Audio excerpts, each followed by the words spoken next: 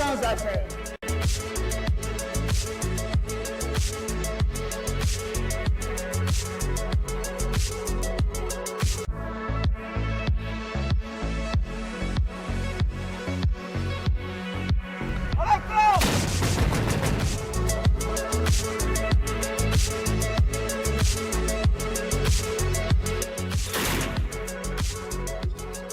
Une victoire sans appel.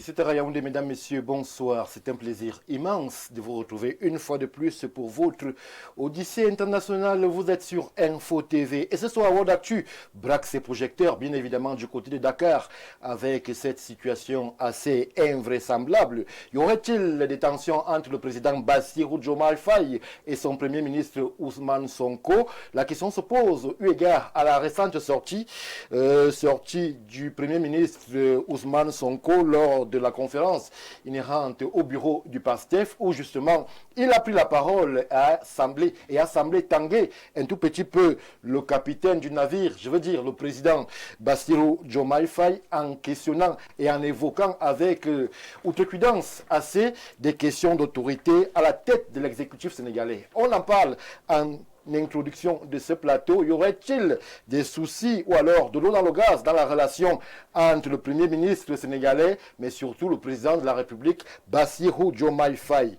On ira aussi du côté de Washington, plus précisément du côté de la Maison Blanche, avec pour lieu de réceptacle le bureau ovale où le président Donald Trump a reçu ce 9 juillet, c'était mercredi, une délégation africaine. 5 chefs d'État africains y étaient présents pour évoquer des questions liées au développement, des questions liées surtout aux minerais, mais des attitudes et autres éléments de langage du président américain laissent songeur justement le continent africain. On a vu des postures, on a vu des présidents debout, le président américain assis, on a vu des remontrances sur le verbe et l'élocution anglaise d'un président africain. Donald Trump aurait-il méprisé le continent? C'est l'interrogation aussi à laquelle nous allons devoir répondre ensemble, vous et nous, ce soir sur cette tribune de World Actu. On quittera Washington plus tard pour revenir du côté du Cameroun. Pour ceux qui ne le savent pas, le corps électoral a été convoqué. Justement, c'était hier, un décret présidentiel du chef de l'État, Paul Biya, justement convoque l'électorat camerounais pour le 12 octobre 2025. Ce sera la date de l'élection présidentielle au Cameroun. On va essayer ensemble de décrypter justement toutes les problématiques inhérentes à cette convocation du corps électoral qui lance de façon intrépide, de façon vraie, justement la course vers l'élection présidentielle. Mesdames, Messieurs, voilà le menu qui nous interpelle ce soir. Je prends une rapide transition et je vous reviens tout de suite après pour la présentation de ceux déjà en plateau avec nous ce soir. A tout de suite.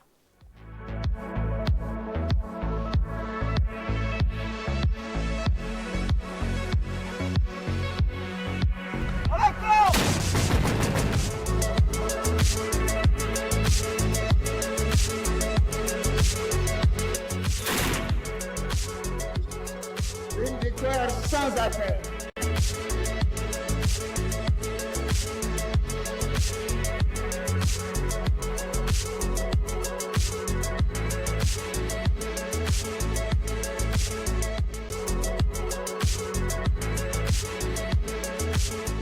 Retour sur le plateau de World Actu et justement pour nous accompagner dans cette balade internationale, trois répondent déjà à l'appel. Je commence avec ma gauche proche et cet acteur de la société civile qui n'est nul autre que le docteur Jean-Moïse Mbok qui une fois de plus répond à l'appel. Bonsoir docteur, bienvenue. Bonsoir Stéphane, bonsoir à mes co-discutants que vous allez présenter tout à l'heure. Bonsoir au monde, parce que World Actu s'adresse au monde entier. Tout à fait. Nous saluons l'Afrique, nous saluons donc le monde qui bouge et nous saluons les États-Unis d'Amérique que nous allons certainement adresser aujourd'hui. De façon spéciale. Oui, trompe dans son style, sa façon et sa manière. Voilà, nous sommes honorés d'être là. Nous saluons nos téléspectateurs habituels. Nous saluons toutes les équipes techniques et naturellement nous saluons le PDG qui ne cesse de nous renouveler son amitié et son attention pour que nous puissions participer à ce banquet intellectuel. Merci pour l'invitation.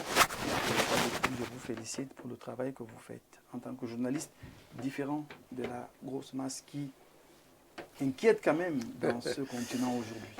Merci Jean-Moïse Mbok pour les mots chaleureux.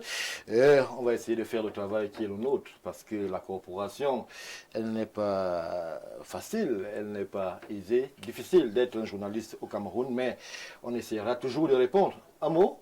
Quand vous n'avez rien et vous travaillez bien, ça rassure. Oui. Parce que quand demain vous aurez, vous allez pouvoir vous déployer dans votre naturel. C'est-à-dire que je vous fais justement parce que je sais ce par quoi vous passez. Oui. Je connais votre turpitude, mais vous restez droit dans vos pompes. Ça, c'est à saluer. C'est-à-dire qu'on est rassuré que demain, après-demain, ce n'est pas l'homme qui va changer à cause de l'argent. Mais c'est l'homme qui a une éthique, c'est l'homme qui a une direction, qui a un professionnalisme dans l'ADN et qui sait le rendre disponible. Donc voilà. Merci Jean-Moïse Mbok. On fait nôtre vos mots à l'endroit du top management de cette chaîne Info TV, justement, qui ne ménage pas d'efforts pour que les journalistes et tout le personnel soient capables de présenter le meilleur de la télévision au Cameroun. Je m'en vais vers ma droite poche avec un autre acteur de la société civile, mais qui aussi arbore différentes casquettes, enseignant, syndicaliste, analyste. Monsieur Anissé Noah, vous êtes le bienvenu. Bonsoir. Bonsoir Stéphane, bonsoir à mes co-discutants, bonsoir aux nombreux millions de téléspectateurs. Dieu seul sait le nombre qu'ils représentent parce que à chaque fois que je me balade dans les rues de Yaoundé, il y a plusieurs qui me rappellent l'émission World Actu, donc ils sont nombreux. Je voudrais faire mes amitiés à un fidèle téléspectateur de cette émission. Il s'appelle Bertrand Tegas, c'est un ami à moi. Oui. Un ami, nous avons fait une longue route ensemble et je suis sûr qu'il est en l'antenne en train de regarder cette émission. Je finirai en joignant, en me joignant à la chute du docteur Mbok qui félicite votre professionnalisme. Vous savez, le monde journalistique est, je vais dire, à la croisée des chemins parce que autant on demande que les uns et les autres soient professionnels, autant on remarque les écueils et même les obstacles qui se dressent à eux lorsqu'ils veulent faire le travail qui est le leur. Je suivais encore ce matin une histoire de quelqu'un qui se dit journaliste et qui a fait et qui a bâti sa pseudo-notoriété sur le journalisme à gage et qui était donc interpellé et je voyais les uns et les autres qui demandaient qu'il soit libéré. Non, je leur disais que non. Je crois que chacun devrait répondre de ses actes lorsqu'il est interpellé. Si il ne se reconnaît pas dans ce qu'on dit ou alors s'il est innocent, je crois qu'il devrait être acquitté. S'il s'avère que les faits qui lui sont reprochés sont vrais, je crois qu'il devrait répondre de ses actes indépendamment qu'il soit journaliste ou pas. Je crois que la responsabilité civile, elle est personnelle et je crois que c'est à cela qu'on doit s'en tenir. Merci Monsieur Anissé Noah pour justement ce recadrage en tant qu'observateur. Vous avez certainement noté quelques dérives. C'est bien justement de rappeler que ce métier est noble et ne serait être refuge d'aventuriers et de diseurs de bonne aventure. Timothée Somba, vous êtes journaliste comme moi, vous êtes parmi nous. Bonsoir et bienvenue. Bonsoir Stéphane Barga, bonsoir à nos millions de téléspectateurs. Mon bonheur est heureux ce soir, une fois encore, d'avoir été convié à cette agape qui nous balade dans les béants de l'actualité internationale. Toute ma sympathie au top management d'Info TV et ma fraternité très chaleureuse à mes co-panélistes de ce soir. Alors Timothée, je reste avec vous un instant. Justement, la question du journalisme au Cameroun avec ses terres, certainement ses avatars aussi, semble interpeller, d'autant plus que nous avançons vers une échéance assez historique dans la vie politique de notre pays. Stéphane Barga, rien n'est nouveau sous le soleil. Toutes les corporations du monde, tous les métiers sont truffés de brebis galeuses. Et moi, je fais partie des personnes assez positifs dans leur manière de regarder la vie, de lire la vie. Du coup, je ne m'intéresse pas à ce qui dérive, je m'intéresse à ce qui brille, parce que ceux qui brillent sont mon azimut.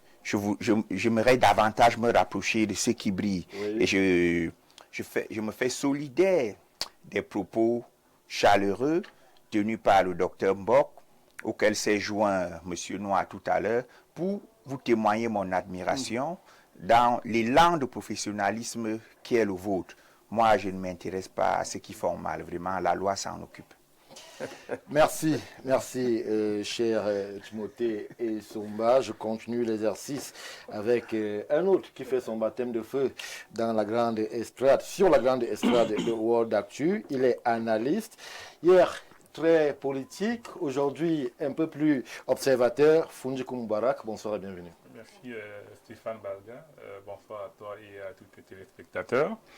Je ne pense pas qu'il est question de dire qu'aujourd'hui je suis observateur. Je porte les deux casquettes, oui. Mais sauf que dans le cadre de ce programme qui met en relief l'actualité internationale, je suis beaucoup plus spécialiste de questions internationales, donc oui. Cela c'est une casquette que beaucoup ne connaissent pas. Les casquettes scientifiques que les casquettes politiques. C'est pour cette raison-là que j'ai tenu à ce que cela soit dit ainsi.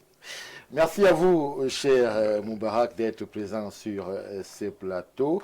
Je termine et j'achève l'exercice avec une dame, ça sera d'ailleurs la seule, vous vous en doutez, Madame Mimche Bengono. Elle parle au nom de la formation politique RDPC, mais elle est surtout citoyenne et observatrice des causes sociales et des questions internationales. Bonsoir et bienvenue. Bonsoir, monsieur Stéphane. Bonsoir aux panélistes. C'est un plaisir d'être sur votre plateau pour une première fois à World Actu. J'espère que nous allons être à la hauteur des débats à l'ordre du jour et que nous apporterons à notre façon notre petite contribution pour la bonne marche du monde. Je m'arrête avec vous pendant 30 secondes. Le plateau, chacun a eu à dire un mot sur la question du journalisme aujourd'hui, parce que nous serons au centre de la bataille ou alors des enjeux pour la présidentielle qui arrive. Vous, en tant que femme politique, êtes-vous satisfaite de la pratique du métier que vous observez au Cameroun ? Vous savez, en toute chose, quand on parle du journalisme, on parle forcément de la liberté d'expression.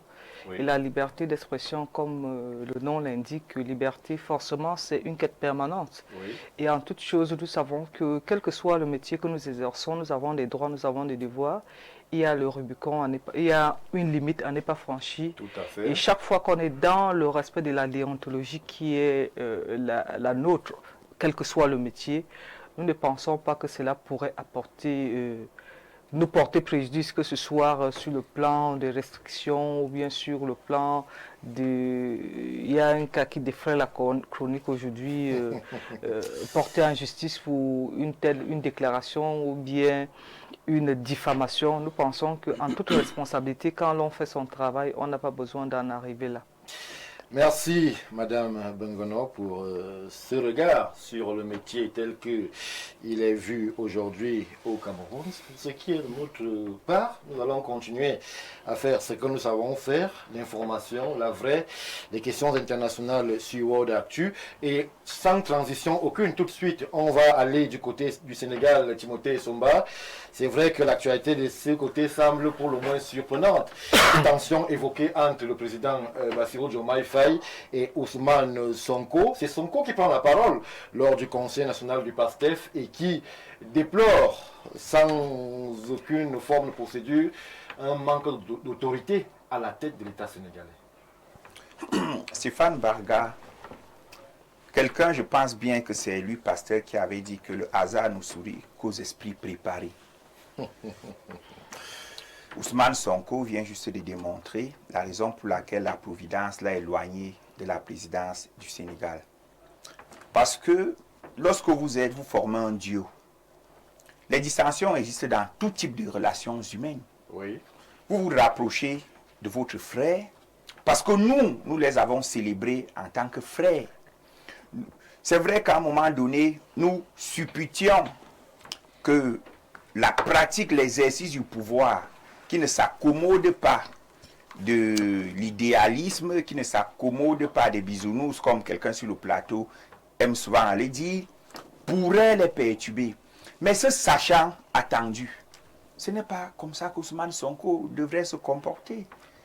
Il devrait se rapprocher de son frère ou alors convoquer un aîné plus grand pour s'exprimer et s'écouter. Parce que voyez-vous, la gestion d'un État ne peut pas s'accommoder du bicéphalisme ou de la diarchie. Il y a un patron qui impulse la dynamique. Le patron, c'est le président de la République, chef de l'État. Vous, Premier ministre, vous n'êtes que Premier ministre, même si vous êtes leader du parti politique. Et ceci remet à l'ordre du jour la fameuse question de la nécessité pour les chefs d'État d'être les patrons de l'information politique. Oui. Parce que Ousmane Sonko aujourd'hui veut fragiliser Diomaye Faye. Vous pensez que c'est son objectif? Ce n'est pas son objectif, mais il est dans cette dynamique. Je ne sais pas si ça a son corps défendant ou c'est une construction, mais toujours est-il que son attitude ne va pas seulement fragiliser leur duo, elle va davantage fragiliser le président de la République, Oui. oubliant quelque chose de fondamental. C'est faire une fois que vous êtes chef de l'État, que ce soit sur le plan physique, que ce soit sur le plan mystique, Oui. que ce soit sur le plan matériel ou immatériel, vous avez accès à des dossiers, à un niveau de savoir que vous devez garder pour vous. Ousmane Sonko, qui est sanguin, qui est assez virulent, ne peut pas reprocher à Diomaye Faye d'être modéré, d'être patient, de savoir observer la scène, de garder le silence. Parce que c'est le chef de l'État. Il sait des choses que Sonko ne saura peut-être que lorsque lui aussi sera chef de l'État. Oui. Alors on dit qu'il prend des coups et qu'il n'a pas le soutien, mais tout le monde sait que Allons dans par un étapes. Dans sa communication assez volubile, il a d'abord noté comme un manque d'autorité à la tête de l'État sénégalais. Est-ce qu'il y a un déficit d'autorité lorsque vous observez le déploiement de l'exécutif sénégalais aujourd'hui? Stéphane, il n'y a pas de déficit d'autorité. Il y a divergence d'approche de gestion du pouvoir. Oui. Il y a un homme qui croit que le pouvoir s'exerce comme un bulldozer. On entre, on bouscule tout, on casse tout. Non. Il y a un autre qui est patient. Le mandat, c'est 4 ans ou 5 ans au Sénégal, Oui. si je ne me trompe. Pensez-vous qu'en 1 an, c'est suffisant, ou 2, c'est suffisant de maîtriser tous les dossiers, lorsqu'on n'a jamais été, ne serait-ce que ministre de la République? Il faut prendre du temps. Oui. Ils doivent savoir que l'échec aujourd'hui qu'on tend à leur coller est lié à leur inexpérience. Ils doivent faire le mea culpa devant le peuple sénégalais en disant « Nous sortions de prison. Nous n'avions jamais géré avant. Nous découvrons tout ici. Permettez-nous d'aller doucement. » Et c'est cette attitude que moi je salue, c'est Bassirou Diomaye Faye, qui fait preuve d'humilité. Et l'autre fait preuve d'arrogance, parce qu'il croit qu'on gère un État avec une baguette magique, dès qu'on frappe sur la table. Non. Il y a des dossiers sous la lumière, il y a des dossiers noirs. On est même tenté de penser, en s'inscrivant dans la logique de Machiavel, qu'un bon dirigeant devrait savoir user parfois de la malice, parfois même de la méchanceté, pour que l'État reste debout. Donc, Ousmane Sonko aujourd'hui met à mal tout ce qu'ils ont construit, Oui. et donne raison à ceux qui pensent qu'une certaine jeunesse n'est pas le gage, n'est pas panacée. On y dans arrivera, l'exercice, Timothée Somba. dans l'exercice du On y pouvoir. arrivera sur la fameuse assertion, le temps de prendre la vie de M. Anissé Noah. Alors, le mandat c'est 5 ans, mais il y a les promesses faites aux Sénégalais qui commencent à piaffer d'impatience parce qu'il y a un ensemble de réformes qui avaient été promises, il y a une rupture qui avait été promise, mais on se rend compte que, à bien y regarder, les choses n'ont pas tant que ça bougé du côté du Sénégal. On avait promis sortir du franc CFA, nous y sommes toujours. On avait mis un point d'interrogation sur la CEDEAO, on y est toujours. On voit un déploiement qui pourrait ne pas être si différent que ça de celui de Macky Sall. Stéphane Barga, au lendemain de la victoire de Faye à l'élection présidentielle, j'avais fait un biais sur Facebook où je disais que le plus grand challenge de la collaboration entre Faye et Sonko sera que leur collaboration résiste à l'usure du temps. Oui. Et je faisais comprendre que pour cela, il faudra que Sonko ne regarde plus Faye sous le prisme de l'ancien secrétaire du PASTEF, mais comme président de la République. Et je crois qu'au regard des bisbilles qu'on observe aujourd'hui entre les deux acteurs, l'histoire tend à me donner raison. Maintenant, sur la question que vous posez par rapport aux attentes des Sénégalais, je crois que je m'inscris dans la logique de M. Timothée Somba qui disait tout à l'heure que lorsqu'on arrive à la tête d'un État, n'ayant pas été ministre au départ, je crois qu'il y a un temps qu'on devrait mettre pour... Il y a d'abord un temps d'observation avant d'agir. Maintenant, on est à 2 ans après l'élection. On n'a pas encore mis pratiquement 2 années. Je crois que les Sénégalais, bien que assoiffés du changement, devraient un peu attendre. Parce que, vous savez, lorsque vous lisez Machiavel, dont évoquait M. Timothée Somba tout à l'heure, le prince Machiavel, vous allez comprendre que la politique ne s'accommode pas à la vertu. Et lorsqu'on arrive à la tête d'un État, il y a des compromis et même des compromissions qu'on peut être amené à faire. Est-ce qu'il n'est pas temps de revoir un peu cette vision de l'Italie préhistorique où Machiavel était ambassadeur pour nous accommoder des pratiques africaines? Non, Stéphane Baraga, vous savez, on n'invente pas la roue. La politique, elle a ses canons et je crois que tous les acteurs devraient s'y accommoder. C'est la raison pour laquelle vous allez vous rendre compte que lorsque les deux acteurs sont en prison et que Sonko sait que non, il est déjà écarté du jeu, il décide de faire la passe à Faye. Lorsque Faye sort de la prison, qu'est-ce qu'il s'est dit? Le premier acteur qu'il a allé voir, c'était Wade. Oui, et ce qui a fuité, c'était que Wade lui a dit, si jamais vous arrivez au pouvoir, ne faites pas la chasse aux sorcières. Et à partir du moment où un acteur central de la vie politique sénégalaise vous dit ce genre de choses-là, c'est justement parce qu'il était conscient des persécutions que les deux acteurs ont eues, et il était conscient que ces persécutions-là pouvaient avoir des répercussions une fois que les deux acteurs seront au pouvoir. Maintenant, on peut comprendre Ousmane Sonko, qui lui a toujours été revendicatif et même un tout petit peu rébarbatif. Il est toujours resté lui-même. Maintenant, ce n'est pas lui qui est à la tête de l'État, c'est Diomaye Faye qui est à la tête de l'État. Et comme je le disais tout à l'heure, on peut être amené à faire un certain nombre de compromis qui permettent à ce que celui qui n'est pas au feu de l'action ne puisse pas comprendre les décisions que vous êtes amenés à prendre pour gérer telle ou telle autre situation. Monsieur Noah, est-ce que cet attelage du feu et du foie avait une chance de durer? Parce que, pour ceux qui connaissent Ousmane Sonko, il est assez fougueux, il est assez impulsif, il dit les choses telles qu'il les pense. Bassirou, il aurait pu être diplomate, il ne parle pas beaucoup, il observe, il semble assez timide, mais on sait très bien qu'il a la marge de manœuvre étant véritablement au pouvoir. Mais est-ce que l'idéologue qui est Sonko, le mentor, comment est-ce qu'on dit non à son mentor, bien qu'on soit président de la République? Oui, Stéphane Barra, vous savez, j'ai eu une formation de scientifique et je crois en chimie ou alors en physique, on dit 2 corps de même nature se repoussent et 2 corps de nature contraire s'attirent. Vous avez présenté les 2 acteurs tout à l'heure, un qui est fougueux et l'autre qui a un tempérament assez froid. C'est peut-être la raison pour laquelle certains ont pensé que ce duo-là pouvait fonctionner. Mais au-delà de ces espérances-là, je crois qu'il est temps aujourd'hui que Faye devienne l'homme d'État qui a la mesure du Sénégal. Et pour y arriver, il faut qu'il se fasse une identité politique.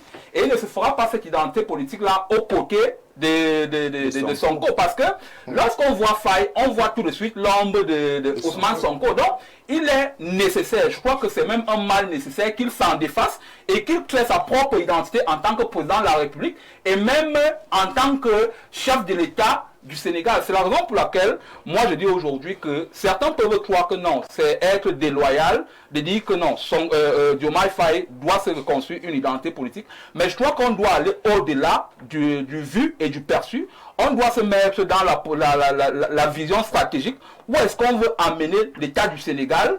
Est-ce que, c'est-à-dire l'amitié qui a toujours existé entre les deux acteurs, est-ce que cette amitié-là peut permettre à ce qu'on arrive au sommet, comme le disait tout à l'heure Timothée Somba? Est-ce que cette amitié-là ne va pas être un front? Parce que lorsque Faye sera amené à prendre certaines décisions. Sonko, connaissant revanchard, le connaissant rebarbatif, il aura toujours tendance à critiquer. Et je crois que c'est de bonne guerre. Et aussi, il faut revenir peut-être au cas du Cameroun. Vous savez que... On y reviendra. Voilà. Monsieur Noah, merci pour votre lecture. On va prendre l'avis de Madame Bongono. Elle est politique, elle est sur le terrain. Alors, Madame Bongono, on voit le Premier ministre qui prend la parole. Il ne prend pas la parole à la primature. Il s'adresse au président, au Conseil national du PASTEF, c'est-à-dire qu'il remet justement la balle au centre, comme on dit, en tant qu'idéologue, en tant que patron du PASTEF. Il dit que le président prenne ses responsabilités ou alors qu'il me laisse faire. Ça pose quand même problème dans un attelage exécutif où on sait qu'il y a quelqu'un qui fixe le cap et il y a un Premier ministre qui exécute. Que le président prenne ses responsabilités. Ça veut dire que le président ne les prend pas, ou alors que le Premier ministre me laisse faire. Ça veut dire que moi, je peux faire plus que le président. Qu'est-ce que ça veut dire en politique? Et pour mieux comprendre le discours de M. Sonko, il faut remettre les choses dans leur contexte. Qu'est-ce qui se passe au Sénégal? Il se trouve qu'avec l'arrivée du duo Sonko-Diomaye, les Sénégalais avaient rêvé. Compte tenu du discours que ces derniers tenaient, compte tenu de ce qu'il paraît que faire la prison donnerait une certaine prestance politique. Bon, peut-être que les gens pensent beaucoup à Mandela, sauf qu'à Mandela, en un siècle, on a... Vous le dites, mais ils ont quand même ce mérite-là d'être partis de la prison pour le pouvoir. On ne peut pas leur dénier cette capacité et ce parcours, Madame Bongono. Quand vous parlez du mérite, je me souviens, il y a un concitoyen qui a disparu des radars et que je croisais souvent sur le plateau. Il me disait, j'ai eu l'honneur de faire la prison avec tel.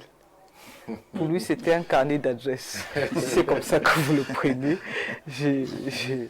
C'était pendant les histoires des marches blanches et marches machin. Et pour lui, c'était un privilège. Son carnet d'adresse qu'il a eu l'honneur de faire, parcours, ça la prison avec X. Donc, quand je suis dans le contexte, ils avaient vendu le rêve.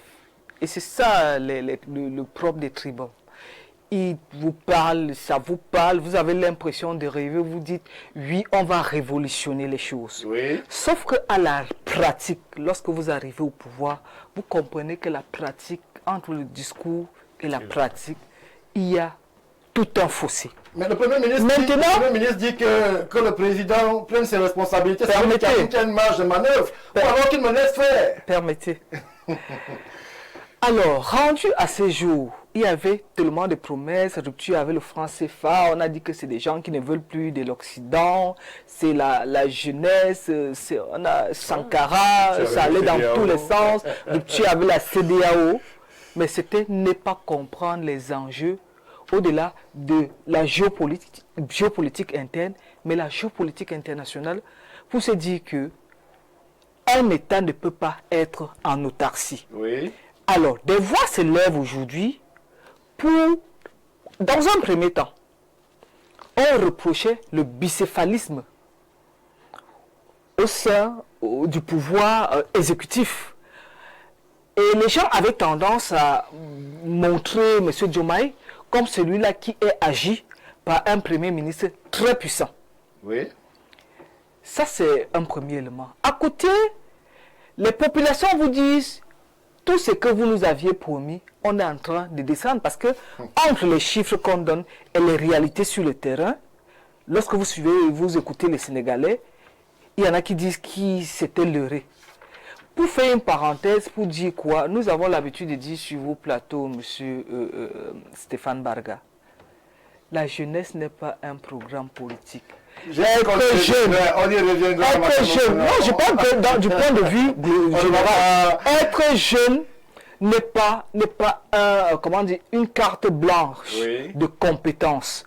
Tout comme la vieillesse aussi. Mais il y a eu un projet de société qui a été présenté aux Sénégalais et auquel ils ont adhéré. Tout est dans le papier. Tout le monde peut produire de très belles choses. Avec l'IA, ça va même trop vite. Je ne sous-estime pas ces grandes personnalités. Alors, voilà la réalité. Alors, Quand je suis M. Diomaye, parce que j'ai suivi M. Sonko, Oui. c'était un ton, alors là, vindicatif, lapidaire à la limite. Ça pose également le problème de la primauté du parti sur l'État. Tout à fait. Parce que l'exécutif, c'est le patron de tout. Oui. Si l'exécutif revient au cours d'une conférence et se retrouve à recevoir des leçons de celui-là qui est le président du parti Oui. auquel il appartient, quelque part, ça sonne. La preuve, On a on a- dans un pays en 83. justement, c'est pour cette raison que l'intelligence a su trouver une réponse à cela. Parce que l'État passe avant les associations. Et le président de la République est celui-là qui incarne les institutions Oui. et ne saurait être assujetti à un individu, fût-il président du parti Madame politique. Bongono. Maintenant, sur le plan politique, lorsque moi je regarde la position Oui, de Sonko, ma question pour sortir va rejoindre les aspects politiques, mais en cas d'échec, le Premier ministre rappelle que c'est lui le patron de PASTEF et que c'est justement PASTEF qui a fait des promesses au Sénégalais. vous êtes donc en train de rentrer dans ce que vous refusez de... Vous avez parlé de Machiavel, c'est des calculs politiques. En un mot comme en mille, Oui. M. Sonko est en train de prendre l'opinion sénégalaise à témoin. Une façon de dire, moi j'ai longtemps parlé en coulisses. J'en ai ras le bol, j'en parle en public. Oui. Ça, c'est un premier élément.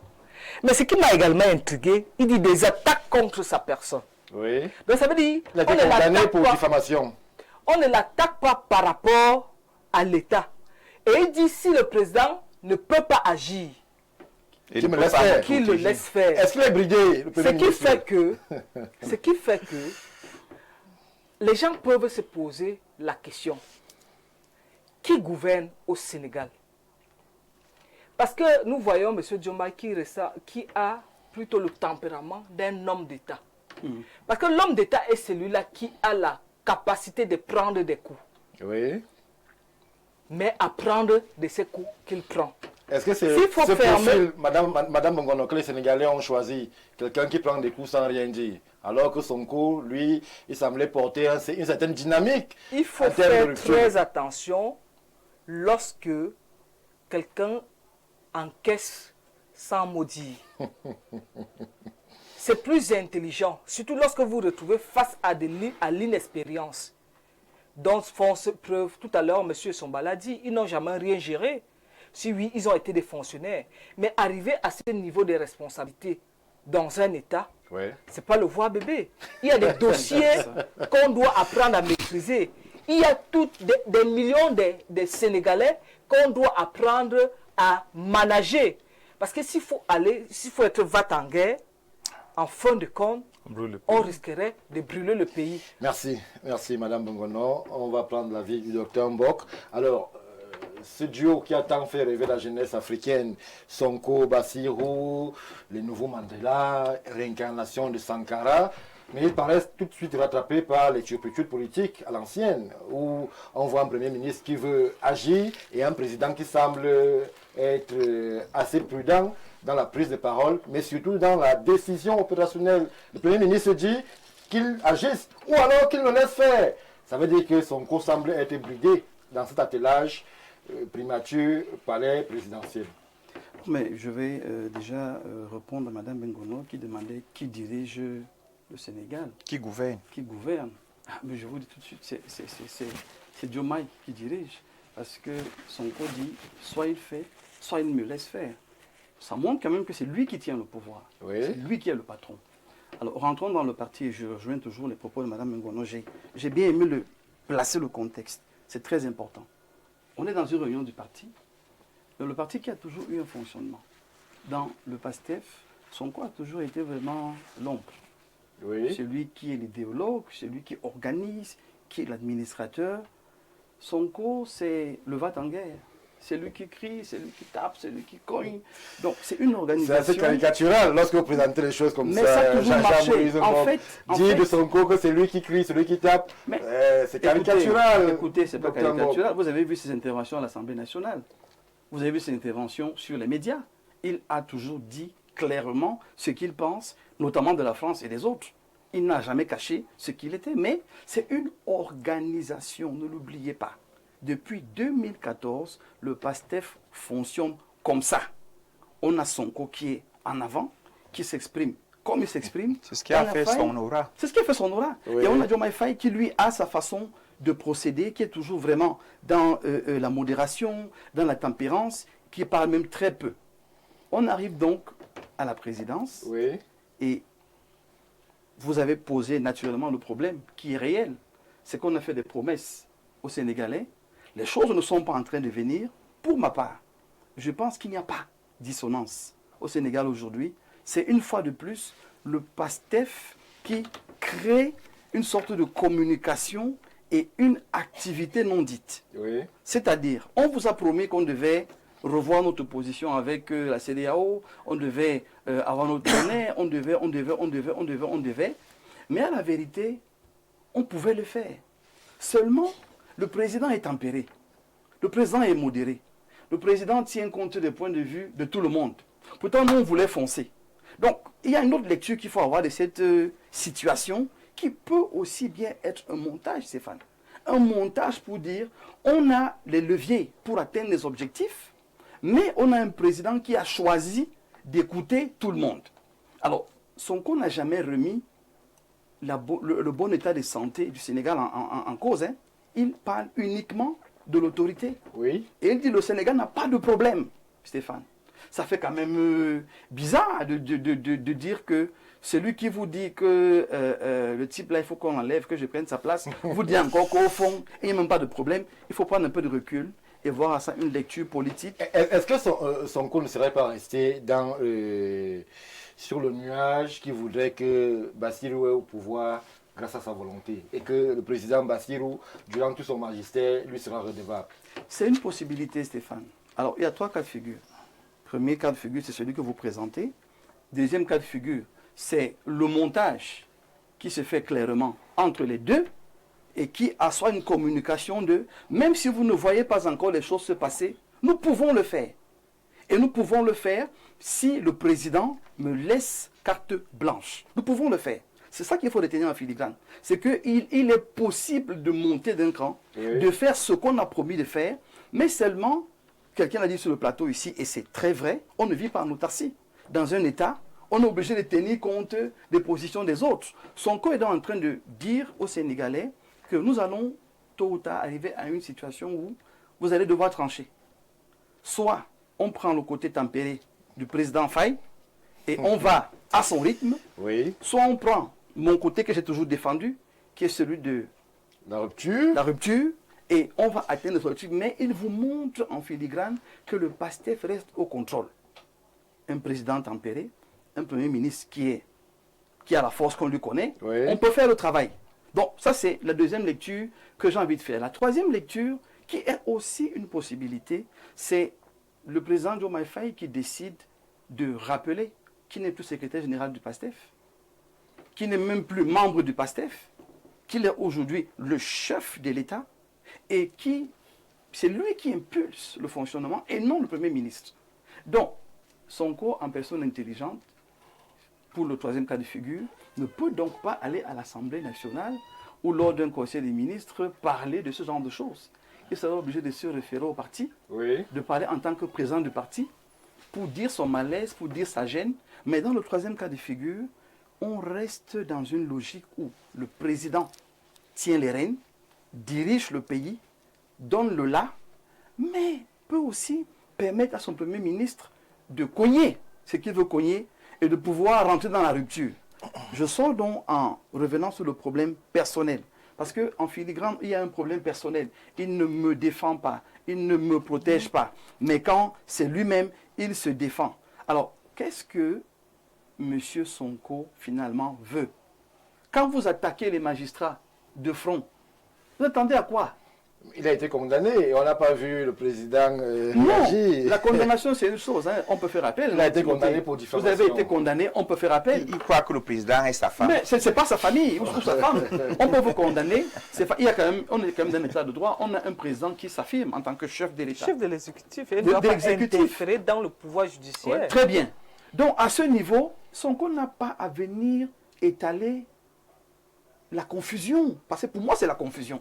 Non, Il confond tout. Est-ce qu'il s'agit d'une confusion? Non, non, c'est une confusion. De venir dire que moi, quand on m'attaque, il ne fait rien.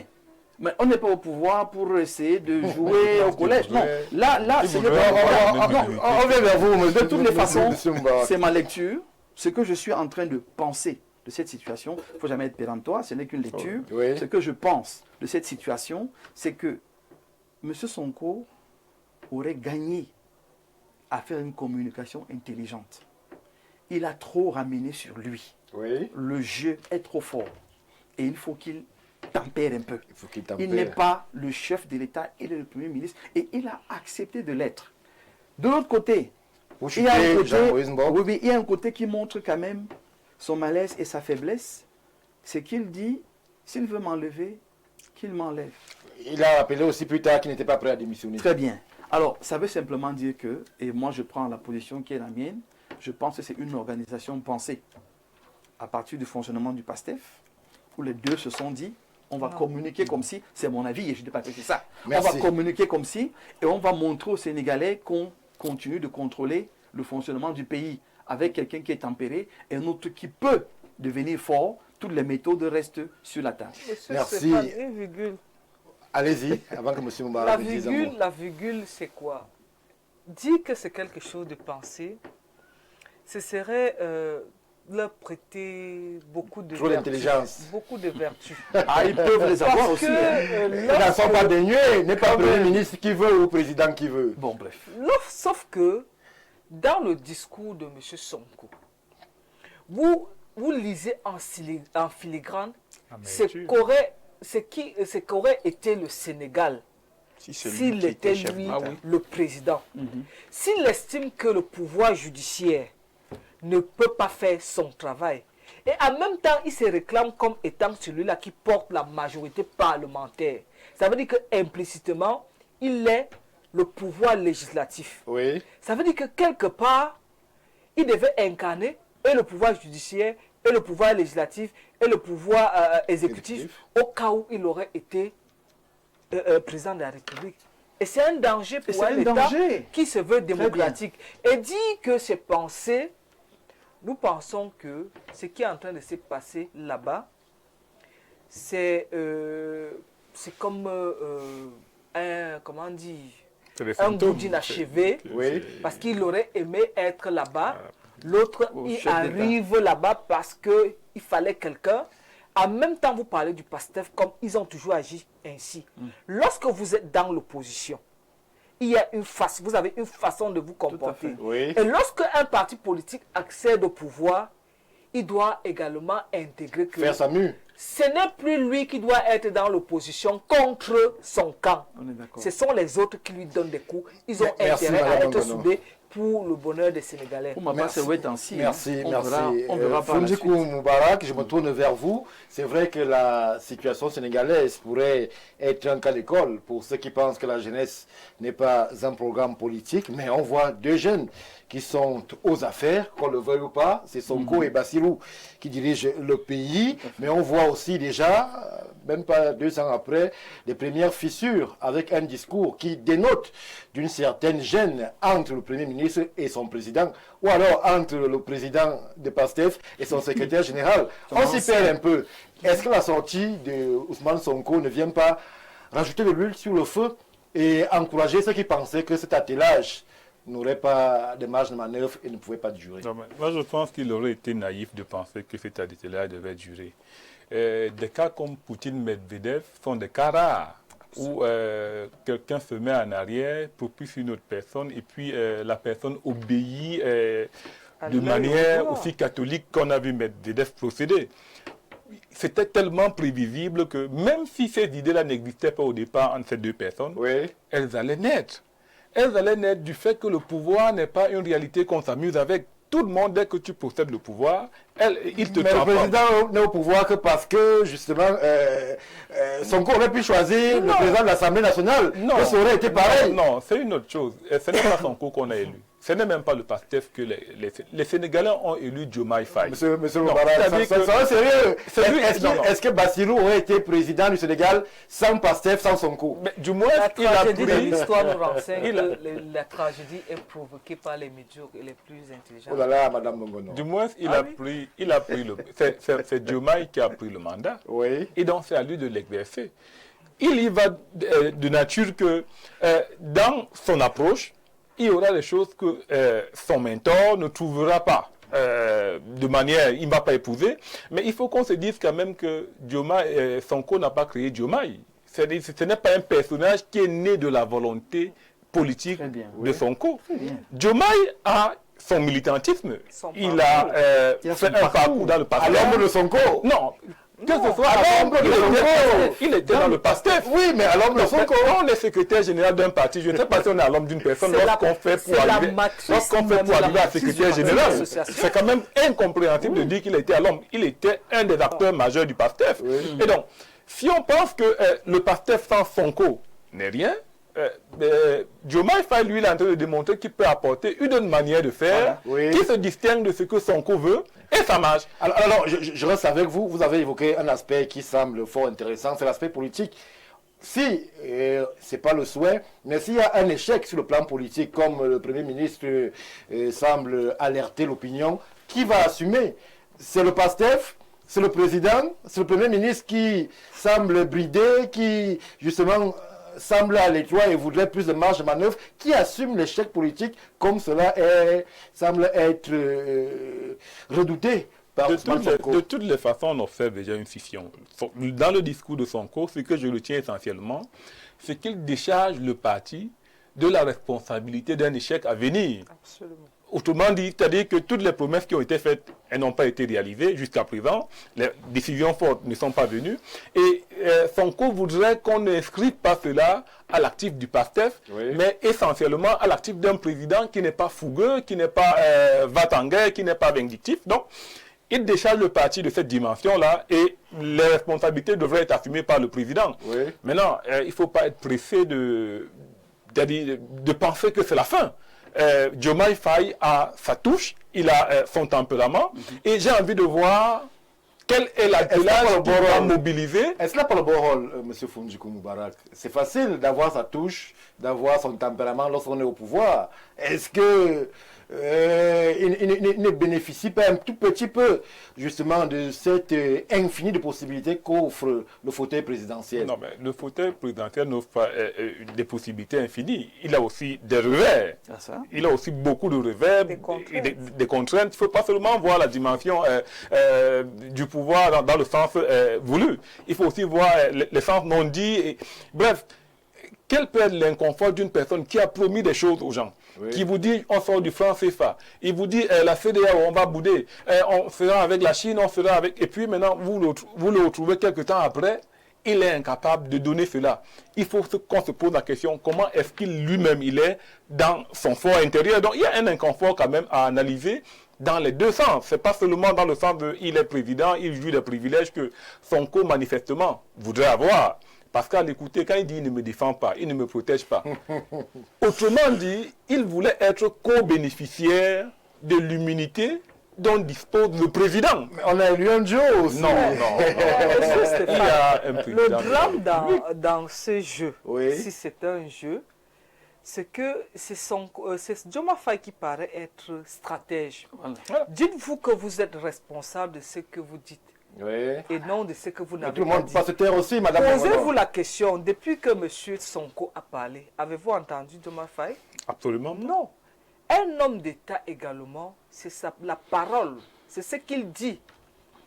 Monsieur Diomaye Faye, bien que pointé du doigt comme le principal responsable de ce que nous pouvons appeler l'inaction Oui. ou l'inertie, en son sens, au sens de Sonko, peut plaider son caractère républicain.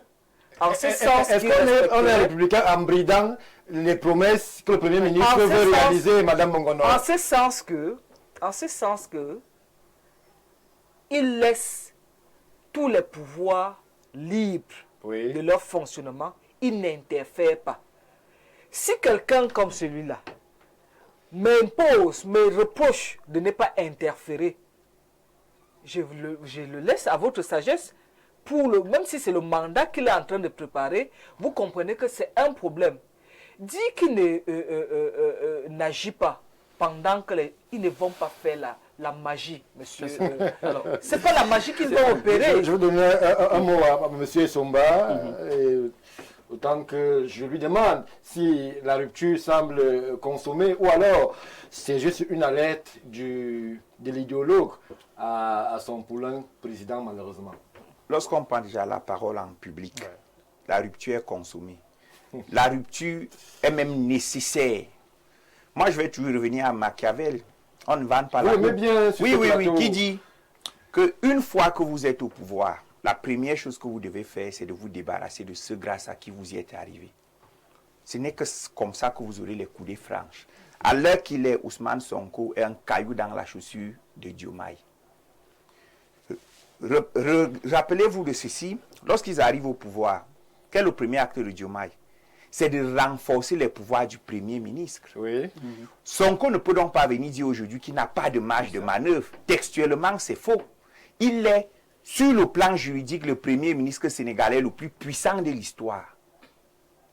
Mais il n'arrive pas à travailler. Et pour quelle Parce qu'il raison? est plus occupé à mener des luttes. Sonko n'a pas encore compris que c'est eux qui dirigent. Il croit qu'il est encore opposant. Il est encore activiste. Il croit qu'il est encore activiste. C'est assez fort, ça. Non, ce sont les faits.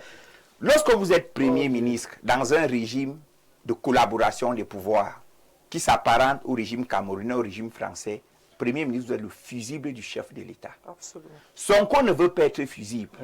Sonko ne veut pas être au banc de touche de l'histoire. Sonko croit. Il ne sait pas que le jour où il a décidé d'investir Diomaye Faye, il a renoncé à tout. Il devrait être un homme de l'ombre. Sonko aujourd'hui doit être le technocrate. Mais à la vérité, tout ceci pose problème aujourd'hui parce que les promesses sont non tenues. Démantèlement des bases militaires, Rupture avec la France, sortie du franc CFA, redéfinition de la gestion pétrolière. Parce qu'il y a aussi le drame, la contrainte, ce n'est pas seulement la justice qui menace Sonko.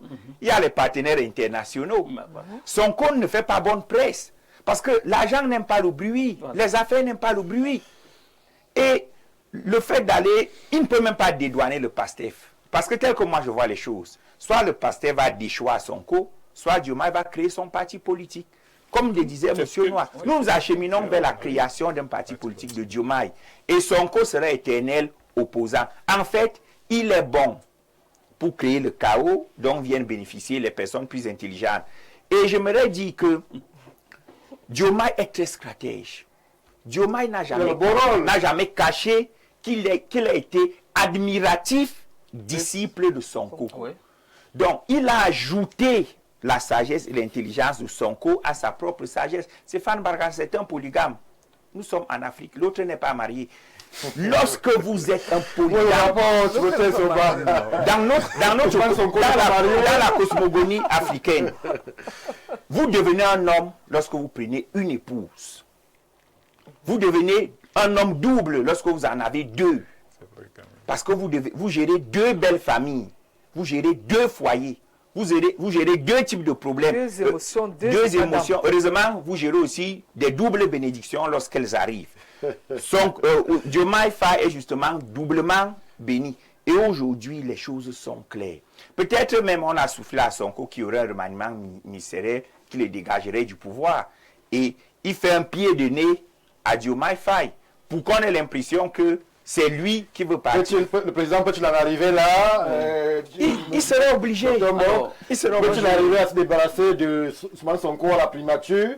Quelqu'un à qui il doit toute sa carrière politique? Pardon, en 5 secondes, j'ai oublié de le mentionner tout à l'heure. Si tout se passait bien au Sénégal, du point de vue économique, diplomatique et autres, même les dissensions, s'ils ne seraient pas sues, elles sont sues parce que le peuple grogne. Merci. Jean-Louis Mbok pour sortir. Moi, je continue de dire que en politique, il faut savoir mettre toutes les cartes sur la table pour éviter de rentrer dans un malaise plus tard. Aujourd'hui, ce que les deux veulent, c'est le bien du Sénégal, c'est la réussite du Sénégal. Et Mme Ngo nous le disait, quand vous êtes hors du pouvoir, c'est une chose. Mais quand vous rentrez et que vous trouvez les accords qui ont été signés, les ententes qui ont été signées, les protocoles, les conventions, tout ce qui a été signé, vous êtes obligé quand même pour protéger le pays d'aller méthodiquement. Oui. Celui qui veut aller frontalement, C'est une question de méthode, donc. on s'assied quand même et on mesure. Parce que là, ça devient une question de force en présence et de lutte de pouvoir. C'est le rapport de force. C'est même pas la touche Diomaye, comme on veut faire quoi. C'est qu'il il a face à lui des choses Exactement. qu'il n'imaginait pas. prévu. Et il n'a pas fait prévu. preuve de l'intelligence de la situation. Exactement. C'est pour ça que pour moi, je préfère qu'on voit la semblait beaucoup situation. l'apprécier. Bien sûr. Moi, je C'est pas une l'apprécie. appréciation, moi, c'est des faits. C'est pour ça que je préfère qu'on voit la situation Oui. dans le cadre du bien du Sénégal. Et maintenant, parce qu'on recherche le bien du Sénégal, même Le s'il bien du faut... Sénégal peut se faire sans son cours. J'arrive. Même s'il faut limoger Sonko pour le bien du Sénégal, il va être limogé.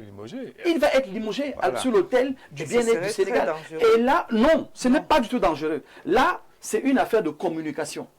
Vous savez, tout à l'heure, vous l'avez dit en introduction, mon copanéliste l'a dit, faille à la démocratie à l'africaine. Retour à l'arbre à palabre et la consultation des anciens. Qu'est-ce qu'il a fait quand il prend le pouvoir? C'est uniquement la consultation des anciens.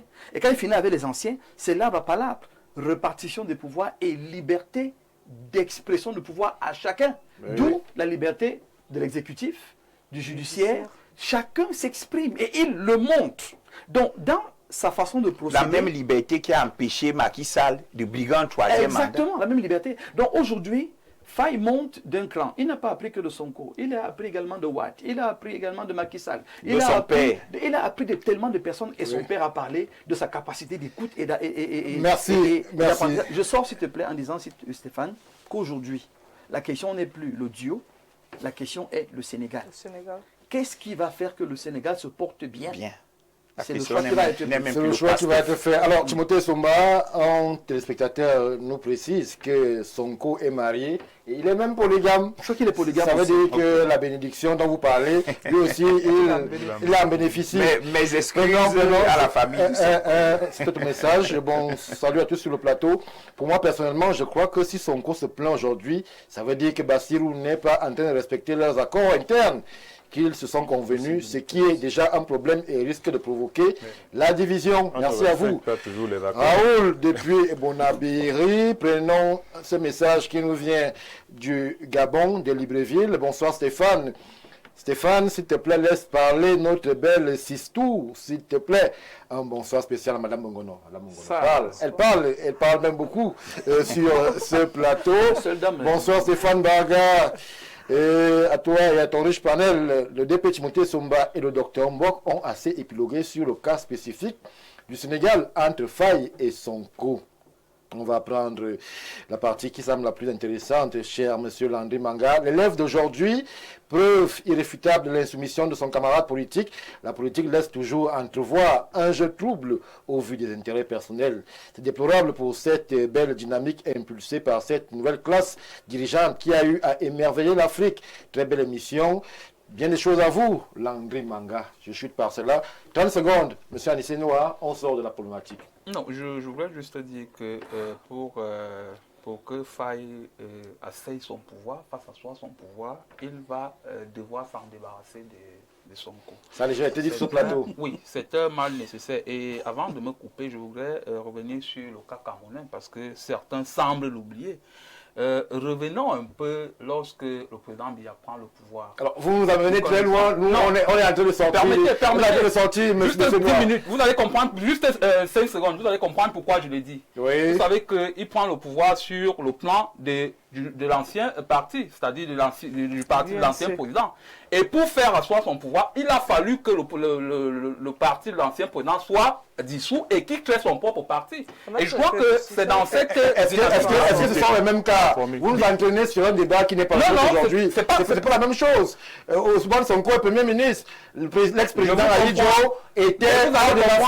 Mais vous allez comprendre que lorsque le président Ahidjo laisse le pouvoir, on voyait toujours l'ombre du président Ahidjo dans la gouvernance du président. Parce qu'il était président du parti. Bien évidemment, c'est la raison pour laquelle il a fallu qu'il s'en défasse et qu'il crée son propre parti. Et nous sommes là aujourd'hui, c'est la raison pour laquelle je dis Pour que Faye fasse asseoir son pouvoir, il faut évidemment qu'il se débarrasse de son corps. Merci. On a organisé Merci, le Anissé Noah. congrès, le président Paul Biya a été élu président et il y a eu lors du congrès, on a changé la dénomination UNC. Article 1er de vos Permettez, c'est pour dire, on n'a pas créé un parti, ça a été transformé et pour le transformer, le président a été élu lors du congrès, président national du RDPC. Merci, on dit la même chose, madame.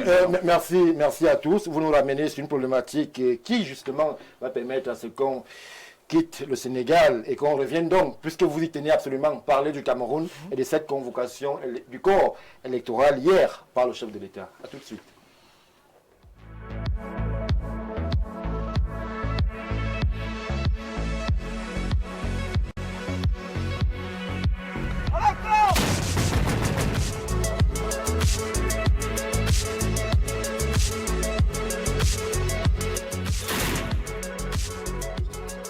Une victoire sans appel.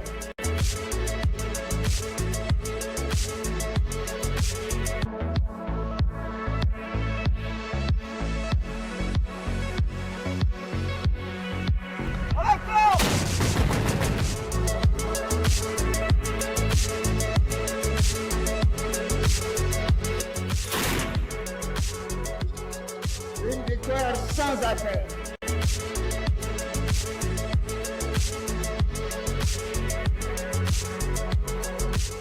Retour sur le plateau de World Actu, nous quittons Dakar et ses péripéties pour Yaoundé, ou peut-être pas des péripéties, mais la convocation du corps électoral est désormais actée. C'était hier, vendredi 11 juillet 2025, aux encablures de 17h08 que justement la radio nationale, Poste nationale, a donc relayé ce décret portant convocation du corps électoral. On parle donc du 12 octobre 2025 et à partir d'hier, les candidats, bien ceux qui veulent bien postuler, ont 10 jours. Je commence par vous, Timothée Somba, pour bien expliciter le cadre normatif. Qu'est-ce qui va nous attendre ces 10 prochains jours? Oh, Stéphane Barga, le cadre normatif est connu. Nul n'est censé ignorer la loi. On a 10 jours pour le dépôt des candidatures. 10 jours pour la période contentieux préélectorale. Une fois que les listes sont disponibles, les candidatures validées, on entre en période de campagne électorale et les événements vont s'enchaîner. C'est une ribambelle d'articles du code électoral qui vont être mis en branle. Mais je me dis que dans la mesure où chaque citoyen peut se procurer le code électoral pour connaître les différentes étapes, ma prise de parole ne va pas consister à les rappeler, bien que je sois juriste de formation. Moi, j'aimerais aller au-delà, Allez-y, Timothée. au niveau de toute la symbolique qu'incarne la convocation du corps électoral. Oui. Il s'agit d'un clap de fin à une cavalcade de supputations Oui. qui a donné cours à tout type d'analyse, à tout type de sorties, les unes aussi véhémentes que les autres, soit sur l'état de santé du président qui ne gouvernerait plus, l'impossibilité de tenir l'élection présidentielle et autres. Bref, le président de la République a une fois de plus réagi par ce qu'il sait le mieux faire. Quoi? C'est-à-dire réagir par le travail, réagir par l'activité publique. Pendant que les autres... On est dans des séquences ordinaires de la vie publique. Convoquer le corps électoral est prévu. Est-ce qu'il faut être un surhomme pour le faire, Timothée Somba? Convoquer le corps électoral est prévu. Mais le convoquer avant délai est inédit au Cameroun. D'habitude, c'est généralement à la fin des délais que les choses se passent. Oui. Cette fois-ci, le président de la République, qu'on dit plutôt fini, démontre que désormais, il va aller en avant-garde. Moi, j'ai bien aimé... Qu'est-ce que vous voulez présenter dans cette sortie? Personne n'a dit que le président est fini sur ce plateau. Stéphane Barga, le sujet est évoqué à cause du contexte. Oui. Le journaliste que je suis, que vous êtes, ne va pas éluder tout ce qui s'est dit, tout ce qui continue même de se dire.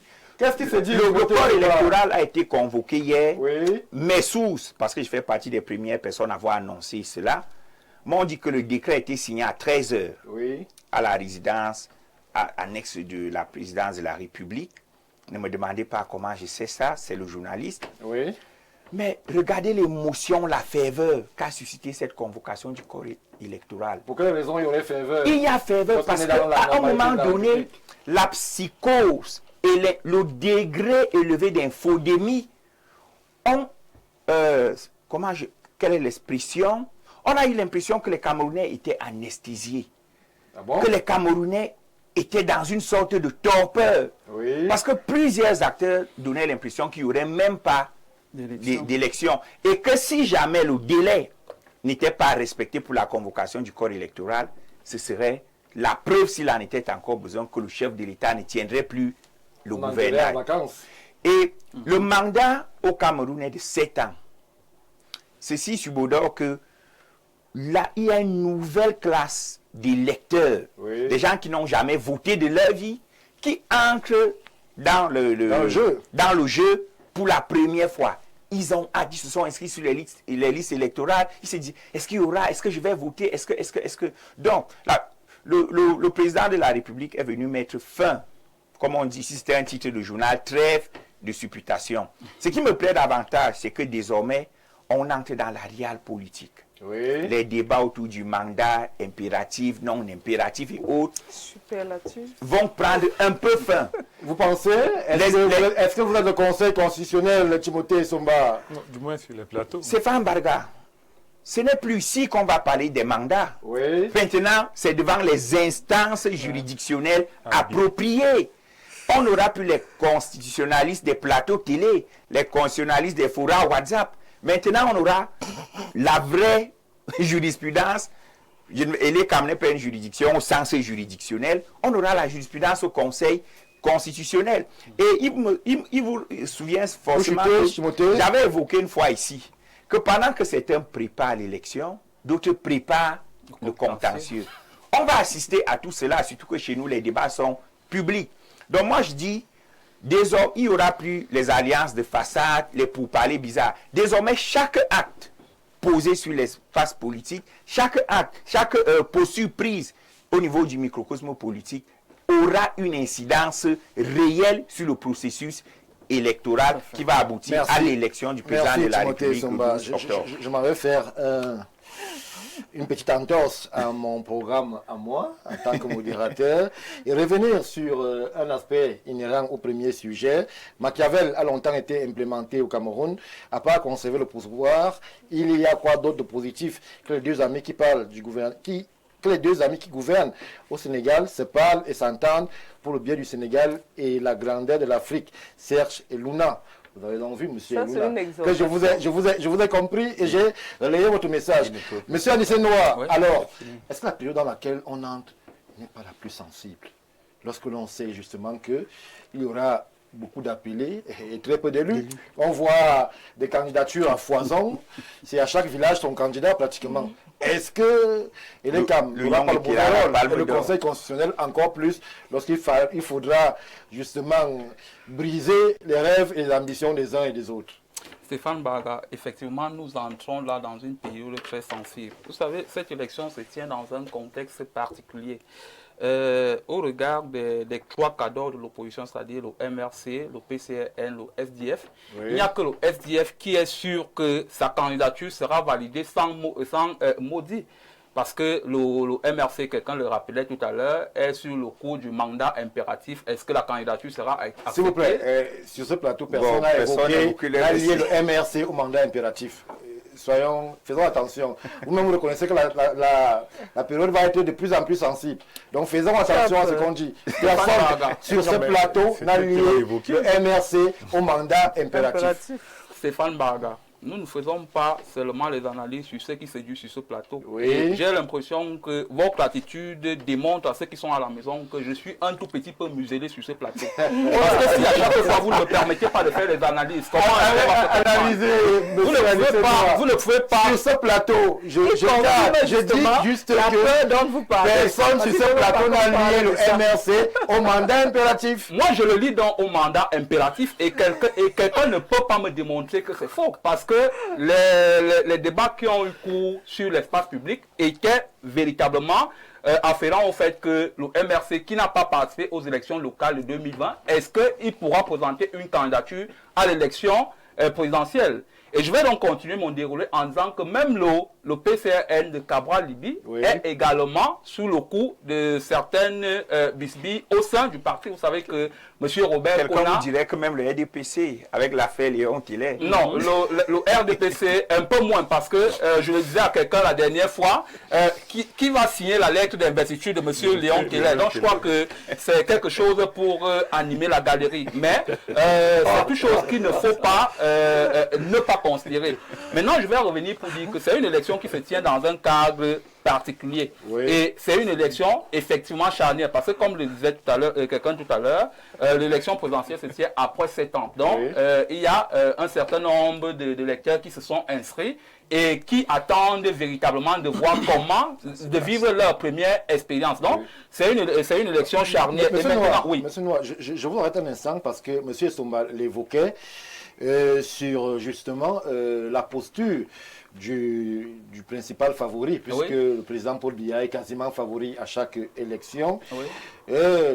Période sensible parce que justement, bien que le corps électoral ait été convoqué, des sources aussi nous font comprendre que les interrogations ne baissent pas, beaucoup s'interrogent. Vous et moi, bon, moi, le 20 mai, c'est la dernière fois que j'ai aperçu le chef de l'État. Je ne sais pas si vous, qui avez des meilleures entrées que moi, vous le voyez.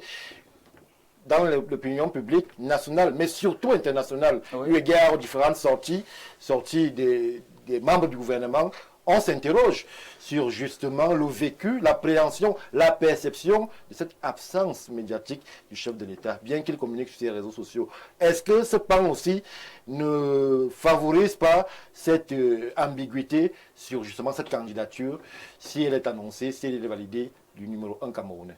Effectivement, il y a une ambiguïté. Vous savez, on est là dans la dynamique des silences du président. Vous savez que quelqu'un avait soutenu sur les silences du président. Il a même publié. Il a soutenu une thèse sur les silences du président. C'est pour dire qu'on est dans cette dynamique-là.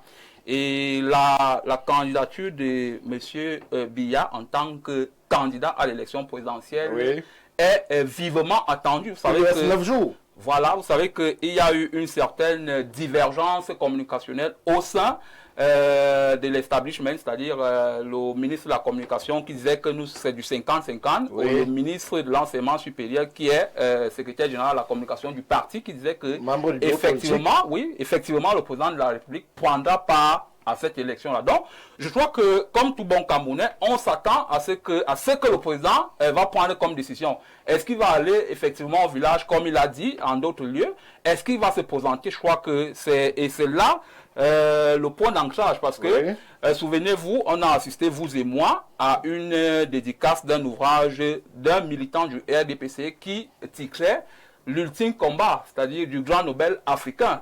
Et ultime, c'était au pluriel, combat au pluriel. Est-ce que le président de la République s'inscrit là dans une dynamique de livrer ses derniers combats avec ce septennat, ou alors est-ce qu'il décide de passer la main à quelqu'un d'autre? C'est des questions, je crois qu'on va découvrir la réponse d'ici 10 jours, parce que comme l'a dit Timothée, nous avons une période de 10 jours pour savoir qui seront candidats. Est-ce que les candidatures qui seront arrêtées, maintenant on va aller au Conseil constitutionnel pour savoir quelle est la candidature qui sera validée. Maintenant je reviens sur le cas de Léon Tillet au Nana pour dire que vous savez que cela ne peut pas prospérer. Léon Tillet ne peut pas être candidat. On va laisser l'État et le Conseil faire leur travail. Non, moi je dis au sein du RDPC. Vous n'êtes pas militant jusqu'à date, ou bien vous le connaissez, ce parti?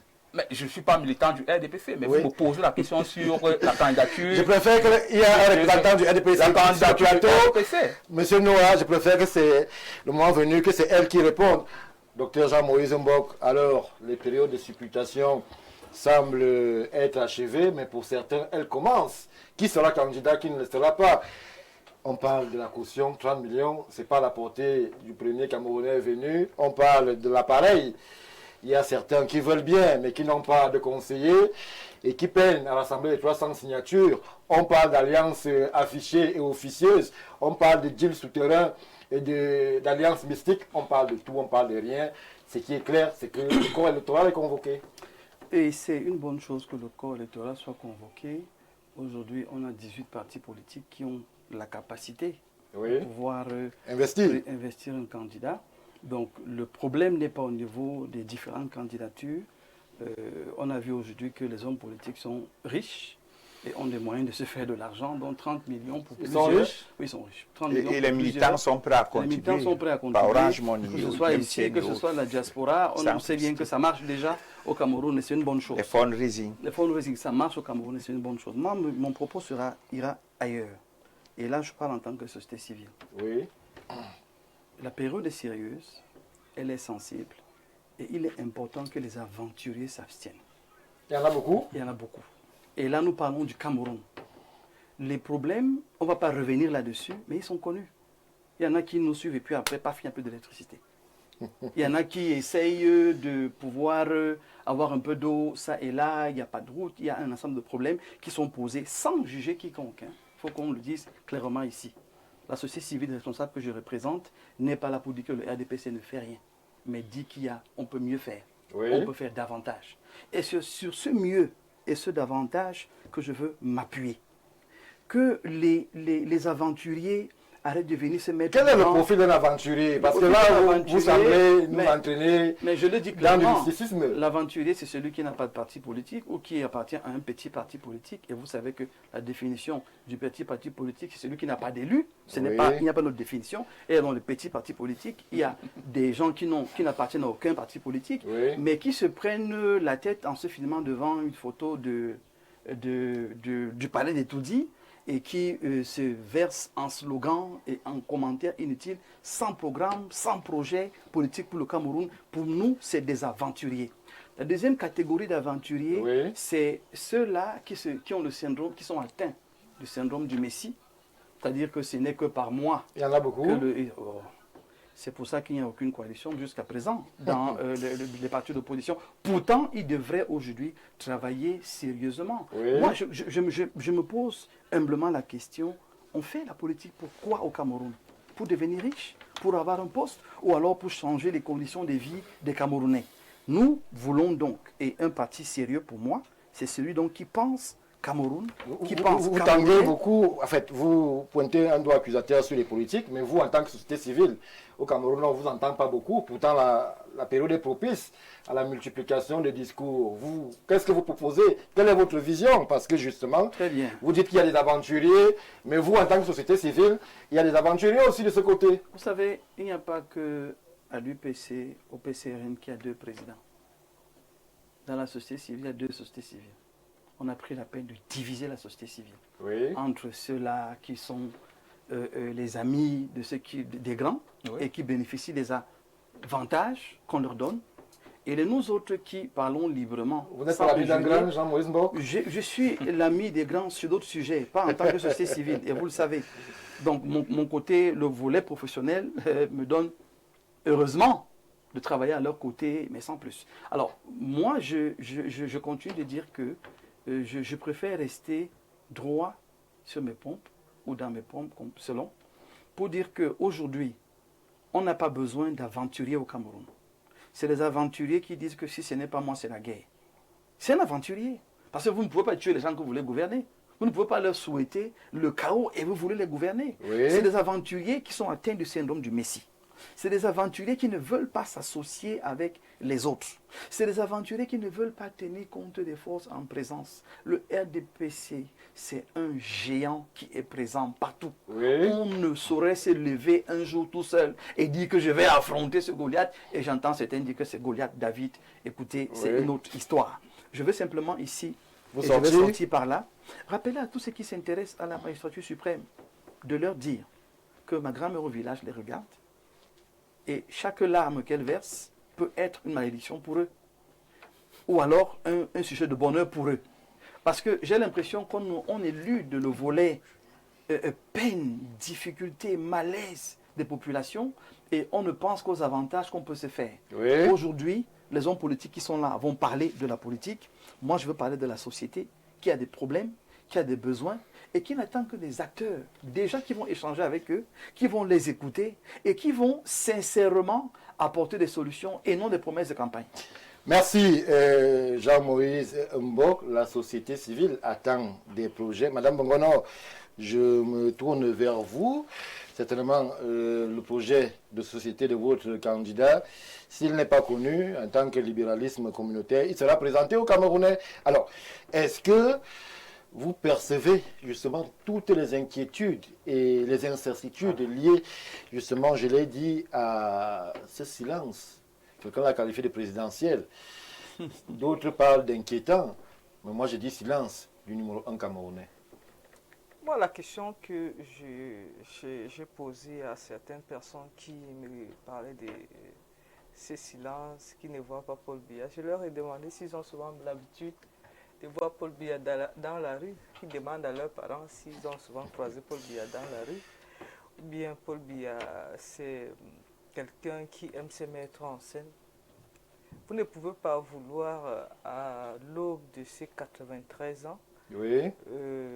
Au soir de c'est un chiffre interpellateur quand même. Au soir de ses 92 ans, demander à quelqu'un qui a toujours été discret à commencer à faire la politique spectacle.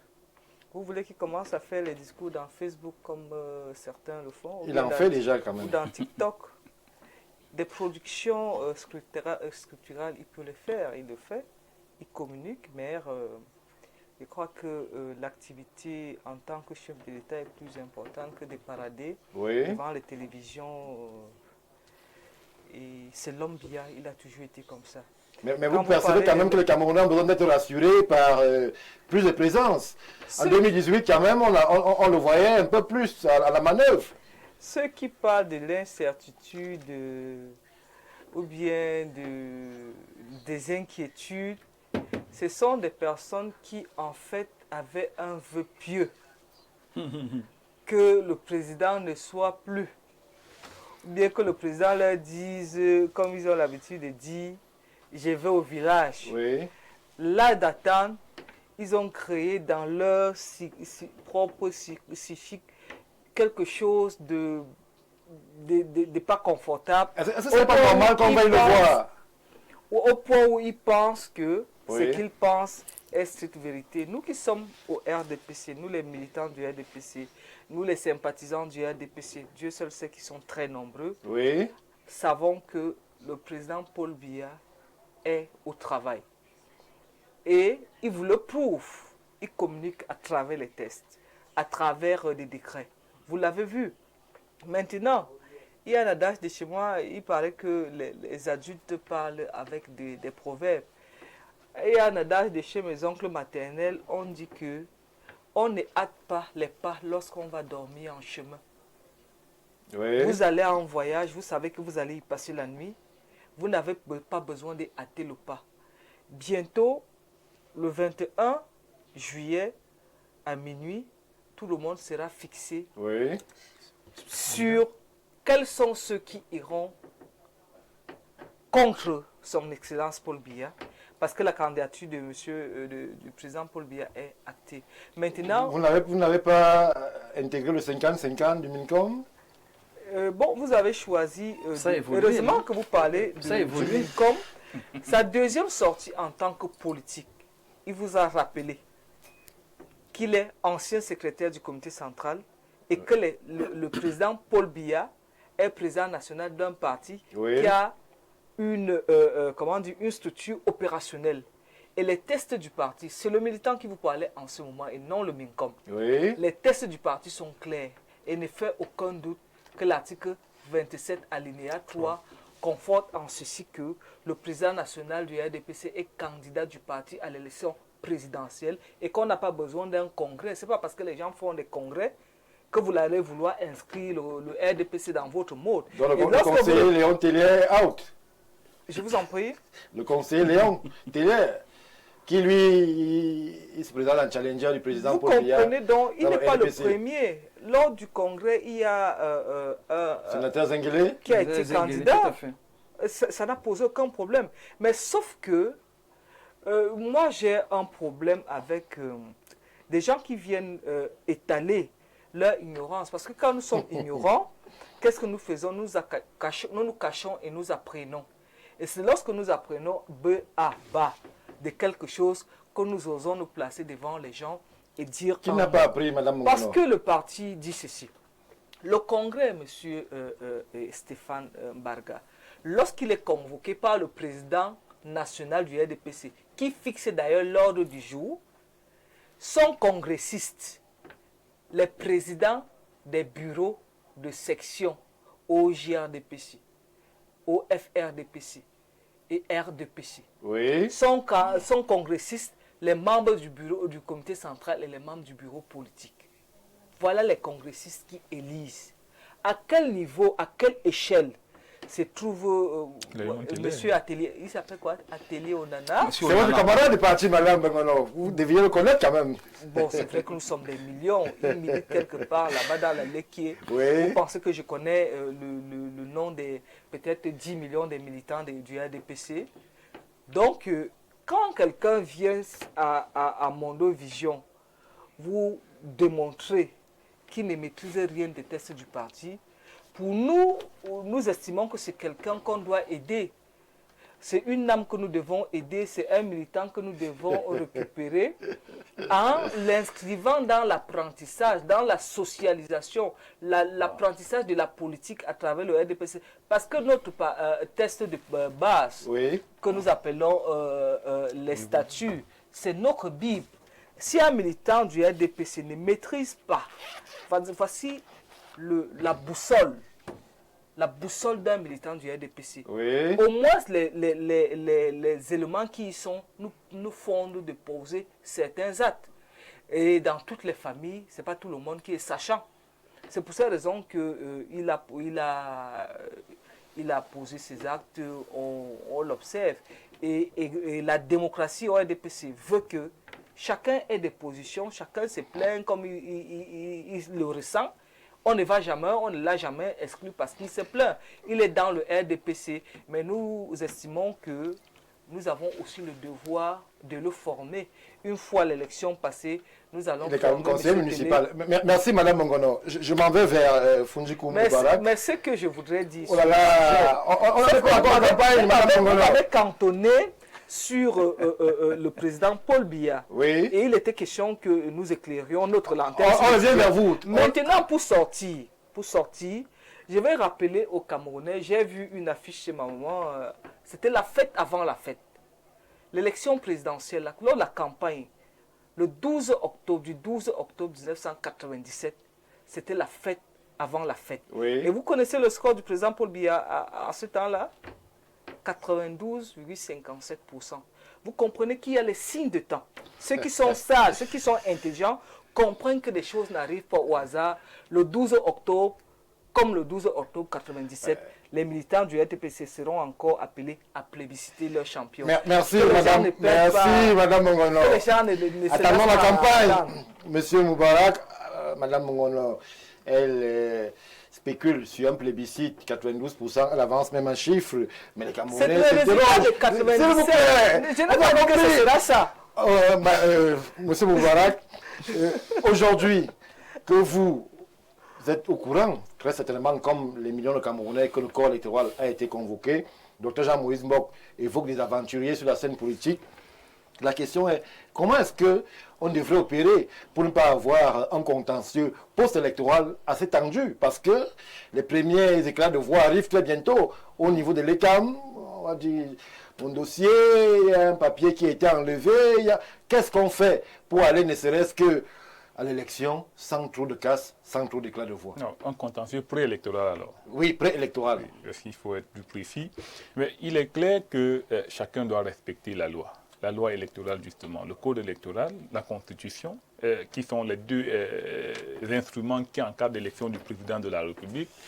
Leur strict respect garantirait pour tout le monde une élection apaisée, libre et transparente. Je ne comprends pas, il n'y a pas une magie oui. Pour aller à une élection électorale apaisée, si ce n'est que du point de vue de mon dossier est perdu. Non, je ne pense pas qu'à Elecam, on retire les dossiers des gens. On a souvent suivi ce genre de récrimination. Non, aujourd'hui quand même, lorsqu'on dépose un dossier quelque part, on peut prendre les décharges de toutes les copies qu'on a déposées. Oui. Donc ça veut dire qu'on peut avoir la preuve de ce que tout ce qu'on tient en main a été déposé au sein d'une instance. Donc ça, ce n'est pas un problème qui est soulevable fondamentalement. Elecam a une plus grande mentalité. Et Elecam l'a prouvé même pendant cette inscription sur les listes électorales. Le chef de l'État l'a même également prouvé. On a observé que Elecam s'est véritablement mobilisé à faire inscrire les Camerounais de toutes les régions, de tous bords. Oui. Et que le chef de l'État a laissé quand même tout le monde s'inscrire. On est presque arrivé au dernier jour de convocation du corps électoral. Malgré qu'il y ait des récriminations sur le fichier électoral, non-publication, les doublons, quelques lenteurs sur le terrain. Bon, ça, ce sont des détails techniques qu'on peut gérer. Mais dans la manière de faire quand même, on s'est rendu compte que le chef de l'État aurait pu convoquer le corps électoral depuis lundi, depuis vendredi même passé. Oui. Mais il a laissé aux Camerounais. S'il y a aujourd'hui un Camerounais qui ne s'est pas inscrit sur la liste électorale, il ne dira pas que c'est parce qu'on l'a empêché. Parce qu'il a laissé aux Camerounais la chance de s'inscrire jusqu'au dernier jour à 17h. Oui. Cela dit quand même de ce qu'il y a une volonté. Vous savez, le chef de l'État avait dit qu'il voudrait qu'on retienne de lui qu'il est un homme qui a apporté la démocratie et je crois le progrès. Bon. Sur la base de ce qu'on a vu quand même, on peut se dire qu'il a voulu que les Camerounais participent massivement à cette élection, qu'ils remplissent massivement le fichier et qu'ils participent à cette élection-là. Donc là, pour moi, c'est la première lecture que je fais. Maintenant, pour revenir sur ce qui peut être un contentieux préélectoral, bon, je vais vraiment faire fi de ce que les papiers peuvent être perdus. Je me dis que si tout le monde respecte la loi, et je pense que chacun va s'atteler à respecter la loi, quand je le dis, je reviens sur le débat que Anifeno a introduit au départ. Tout à fait. Sur le caractère impératif et non impératif du mandat. Le mandat. Je ne pense pas que ceux qui ont apporté ce sujet sur la place publique le croient vraiment eux-mêmes. Mais on a vu de grands intellectuels s'étriper sur la question. Je ne pense pas. Chacun avait ses arguments qui trouvaient écho au sein de l'opinion, M. Moubarak. Il faut avoir une certaine honnêteté. Oui. J'ai lu un article qui a été publié en 1996, l'Eslata. Je vais vous envoyer lire la conclusion par le professeur Kamto et le professeur James Mangé Kobila, où il tire effectivement des conclusions d'une situation de transhumance des élus. À l'époque, le Cameroun sortait d'une élection législative, 92, et en 93, l'UPC avait exclu 3 élus, 3 députés du parti, et on les avait exclus de l'Assemblée nationale. Quelque temps après, le ministre Issa Chiroma Bakari et Amadou Moustapha, qui étaient des députés de l'UNDP, avaient rejoint le gouvernement contre la volonté du ministre Bello Bouba, de l'actuel ministre Bello Bouba Maïgari. Et ce qui avait créé une friction au sein de l'UNDP, qui les a évincés du parti. En 1995, le 31 mars 1995, ces deux-là ont créé le parti qu'on appelle ANDP. Oui. Quand ils ont été exclus de l'UNDP, ils ont gardé leur mandat de député. La question qui se posait aux scientifiques, c'était de répondre à la question de savoir dans quel parti est-ce qu'on va ranger ces élus exclus de l'UNDP, mais qui ont gardé leur mandat, contrairement à ceux de l'UPC qui ont été déchus de leur mandat de député. Et le professeur Kamto répondait de manière claire. Il disait que le fait que Amadou Moustapha et Issa Chiroma aient été élus sur la liste de l'UNDP n'est pas indifférent.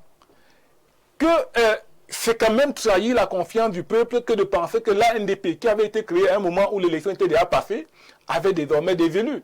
Donc, lorsqu'on a dit cela en 1996, vous pouvez rentrer et relire l'article, il est aujourd'hui inadmissible de penser qu'on va déloger les députés du FDF et les ramener au MRC et penser que le MRC, qui n'a pas participé à une élection en 2020, qui avait boycotté et appelé même à boycotter, va aujourd'hui se réclamer d'avoir des élus ou alors d'être représenté. Maintenant, quand je le dis, ce que je veux dire profondément, c'est que... Vous savez très bien que vous ne faites pas beaucoup d'amis quand vous le dites. Non, ce n'est pas ça le problème. Le problème n'est pas au niveau de se faire des amis. Ce que je veux dire, c'est que fondamentalement, je ne pense pas que les leaders du MRC eux-mêmes croient en cette affaire-là. Ça les a permis de rester sur la place publique. Ça les a permis d'être au centre des débats, d'être au centre des discussions, jusqu'à ce que les ministres Bello Bouba et Issa Chiroma démissionnent du gouvernement et éclipsent donc le vent en poupe qu'ils avaient au sein des médias. Mais fondamentalement, je crois, et je ne serais pas surpris qu'on nous brandisse un Yango de dernière minute. Je crois forcément que quelque chose comme ça là pourra sortir, parce qu'il faudrait quand même... Lorsqu'on a été confronté au président du Conseil constitutionnel, le président Clément Atangana, et qui vous a dit irrecevable une fois, 2 fois, 3 fois, on n'a pas envie de revenir devant lui avec des contorsions juridiques. Lorsqu'on veut se repositionner devant lui, on vient et de façon claire et précise. Voilà. Merci. Donc, merci, M. Moubarak. On va essayer de restituer 1 ou 2 contributions en essayant de prendre celles qui peuvent être constructives, parce que nous sommes aussi, nous médias, acteurs de cet événement qui arrive à grands pas. Bonsoir, M. Mbarga, et à tout votre panel. Dites à Mme Bengono de respecter notre département, la Léquier. Ça fait 12 ans qu'il n'y a pas eu de congrès au sein du RDPC. 30 personnes ont emprisonné le RDPC. C'est de ça que Léon Teller se plaint. Et donc, ça confirme que le parti RDPC est dirigé par procuration. Mais merci en à vous. La Ligue qui intervient merci. dans ce que Mme Bengono dit. Monsieur Salah, bonsoir au plateau. Je me demande si cette femme, en venant défendre... C'est pas un débat, Madame Bengono, contre le reste du monde. Si cette femme, en venant défendre la cause du RDPC, j'espère qu'elle a quand même fait le bilan de son parti. Laissez-nous tranquilles avec votre grand français et vos promesses là. C'est à cause de vous que notre pays est derrière. Lorsque je vois ce qui se passe au Gabon, en Guinée, parfois être Camerounais à l'extérieur est devenu de la moquerie avec nos ancêtres.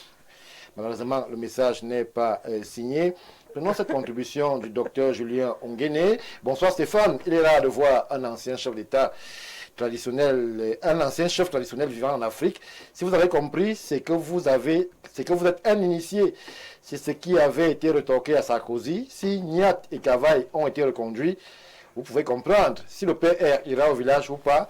Les récentes consultations du LGPR ont davantage donné des indices. C'est vrai que vous nous amenez à comprendre des choses assez incompréhensible. C'est très compliqué. C'est très compréhensible. Alors, on prend cette contribution. Le président Biya est dans son éternel silence. Le président Biya est dans son éternelle logique, c'est silence. Ces silences, aussi éloquents qu'ils soient, sont contre-productifs. Ce n'est pas le président Biya qui envoie les messages parce qu'il n'a pas de téléphone. Je crois que vous êtes un de ses proches, cher monsieur. C'est son fils. Bonsoir. Alors, on va prendre celle-ci. Vous n'allez pas appeler. Bonsoir le panel. Demandez à la dame du RDPC la valeur de ces documents avec des signatures scannées. En plus, pour cette année, vous, électeurs, voudrions voir les candidats battre campagne eux-mêmes. On ne peut pas faire jouer un joueur qui n'a pas participé aux échauffements.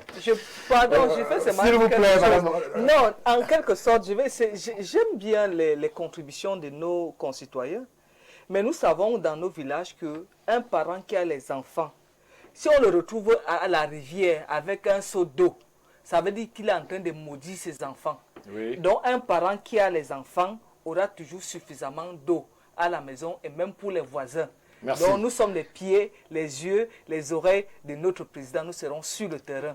Merci Madame Bongono. Bonsoir à tous. Madame Bongono, décidément, vous avez toutes les faveurs de nos contributions. Madame Bongono est brillante, mais qu'elle arrête la publicité d'un parti qui n'honore pas son intégrité. La vérité, c'est que le parti au pouvoir a intérêt à changer de méthode et à présenter un nouveau candidat crédible, au lieu de chercher à maintenir l'impossible. Cette élection est très importante et décisive pour croire que ce sera comme d'habitude. Et les pseudo-candidats qui se présentent aujourd'hui feraient mieux de s'aligner derrière les partis qui travaillent depuis longtemps, notamment derrière, qui semblent réunir plusieurs avantages pour ce pays en décrépitude. Vous avez su et constaté que je n'ai pas relayé la formation politique, puisqu'on n'est pas encore en période de campagne. Il serait intéressant de confirmer aux Camerounais que le bureau politique qui a prolongé le mandat du président du RDPC est légal, car il semble que le mandat de ce bureau était expiré à l'heure où cette décision a été prise. Nulle part, il y a le mandat, je peux vous donner le test, nulle part il est mentionné dans le test du parti la durée, la période du mandat du comité central. On dit que le président le congrès est convoqué par le président national qui en élabore, qui en l'ordre du jour. Merci, Madame Bongono. Alors, je me propose d'offrir les tests de base à ceux qui veulent. Merci pour l'offre. Anissé Noir, il nous reste très peu de temps. En 2 minutes, top chrono, on va essayer justement de faire une cartographie de ceux-là qui sont censés aller à la conquête des suffrages des Camerounais. Est-ce que vous sentez une dynamique de l'opposition comme les anciens l'évoquent souvent, comme en 92, où il y a eu véritablement un challenge contre le candidat du RDPC? Stéphane Barga, vous évoquez la dynamique de l'opposition, mais de quelle opposition parlons-nous?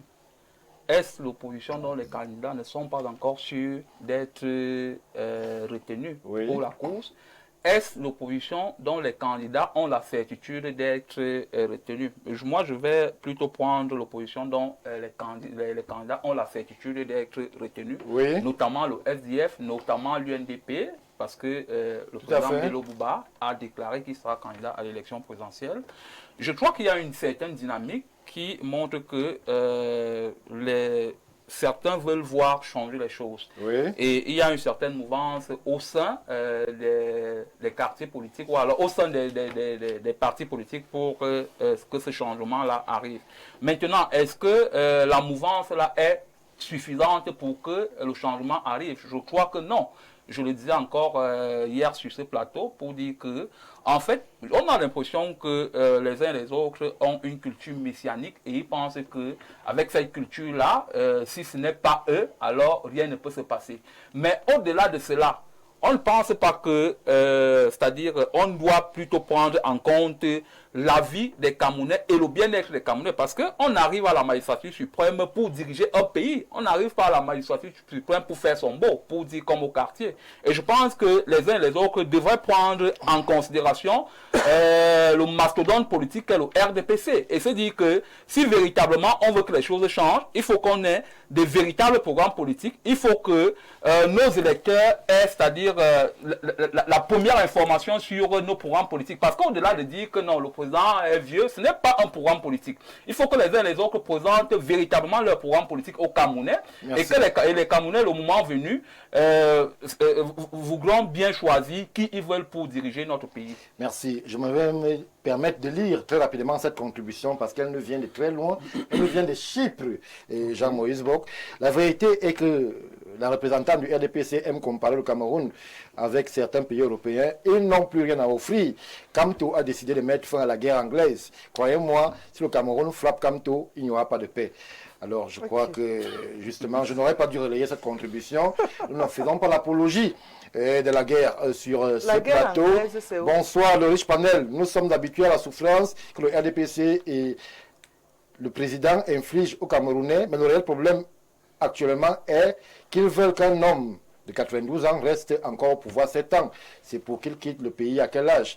Malheureusement, la contribution n'est pas signée. Timothée Somba, je me tourne vers vous très rapidement. 2 minutes top chrono. Est-ce que vous pensez que la classe politique de l'opposition, au cas où les Camerounais aspirent à une rupture, est-ce qu'ils sont ceux-là qui peuvent incarner cette dynamique de rupture-là?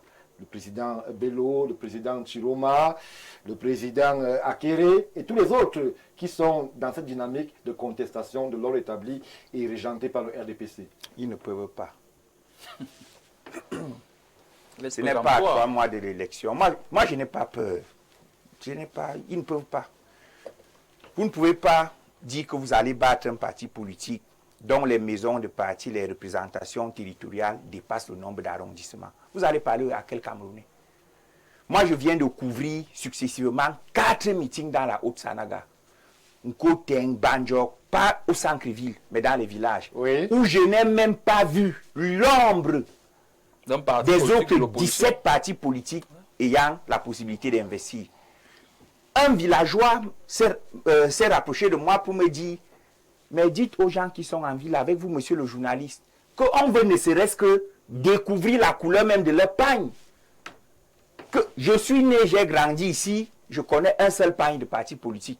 Ils veulent même découvrir. Alors on parle de quoi?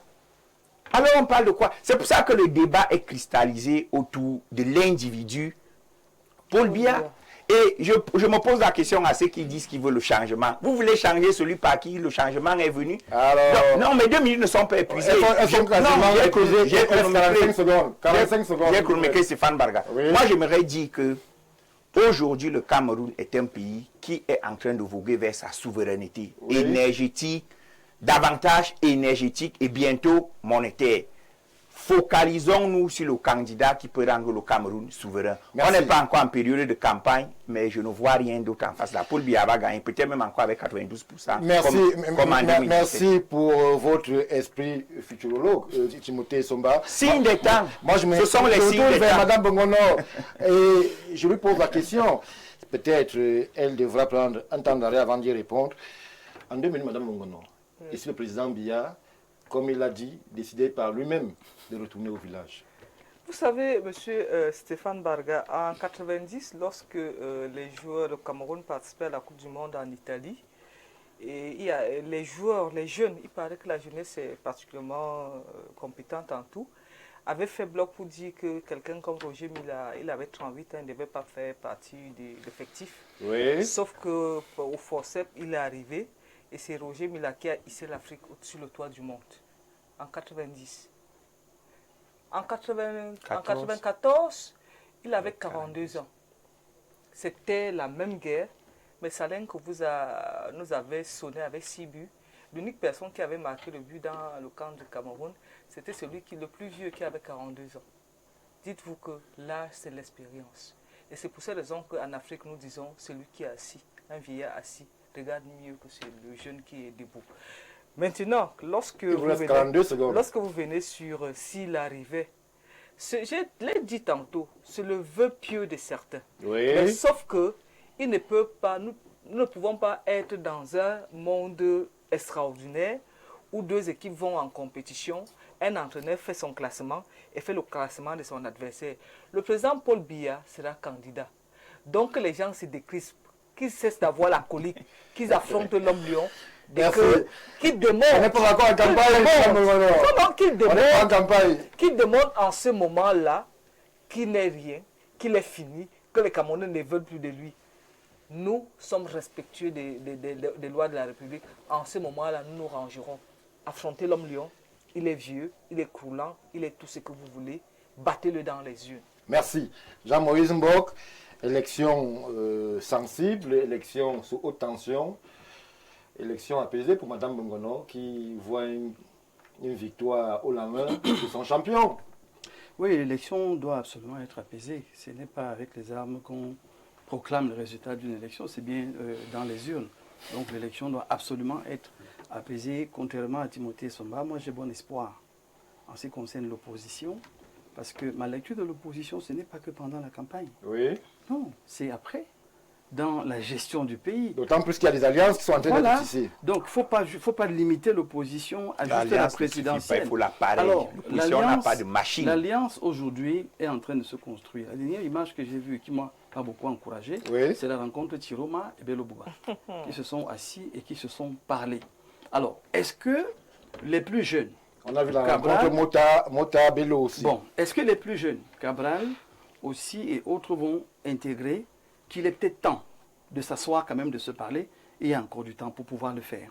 Mais il faut le dire pour le déplorer, et là je rejoins Timothée Somba, c'est que nos amis se limitent. Lesquels de vos amis? Nos amis d'opposition. Vous savez, nous on n'a pas d'ennemis au Cameroun. Allez-y. Nos amis de l'opposition se limitent aux médias et dans les grandes métropoles.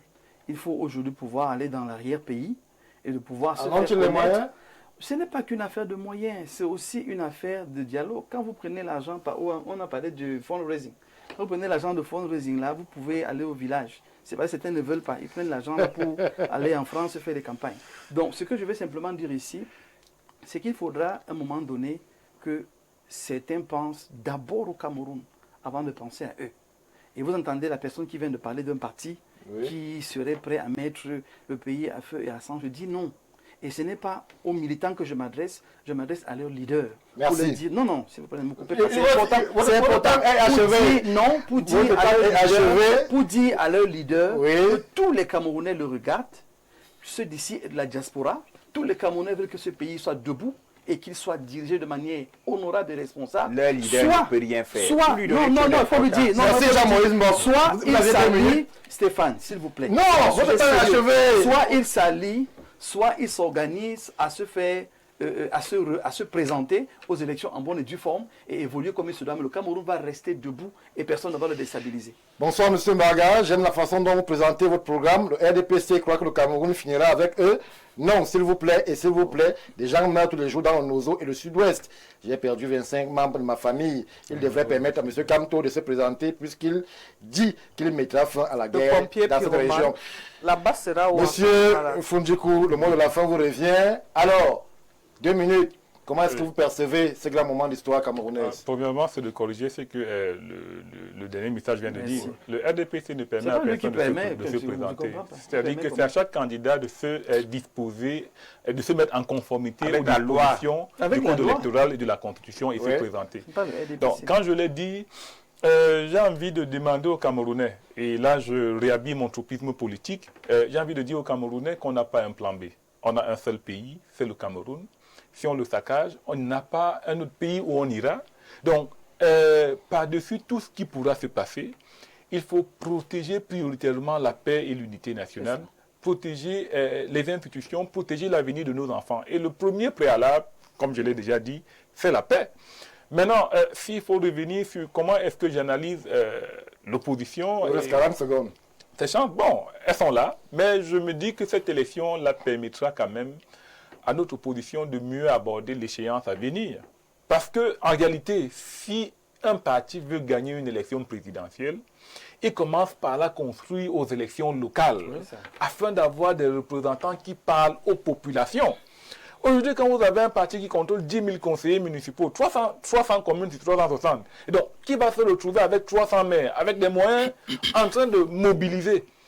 Quel peut être le parti qui mobilise un appareil similaire à celui-là et fait le contrepoids? Merci. C'est compliqué. Très compliqué pour vous, M. Fundikou Moubarak.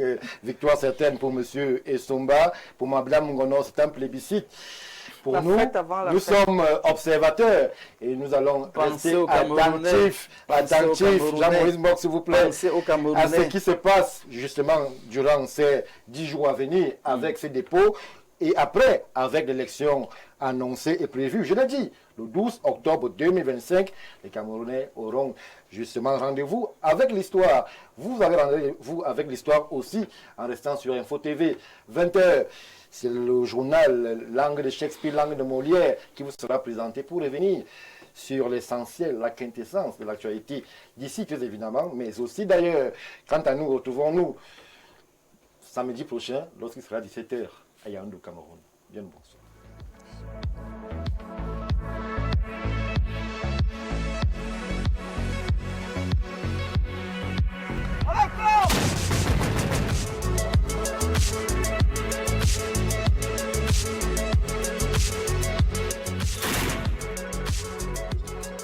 Une victoire sans appel.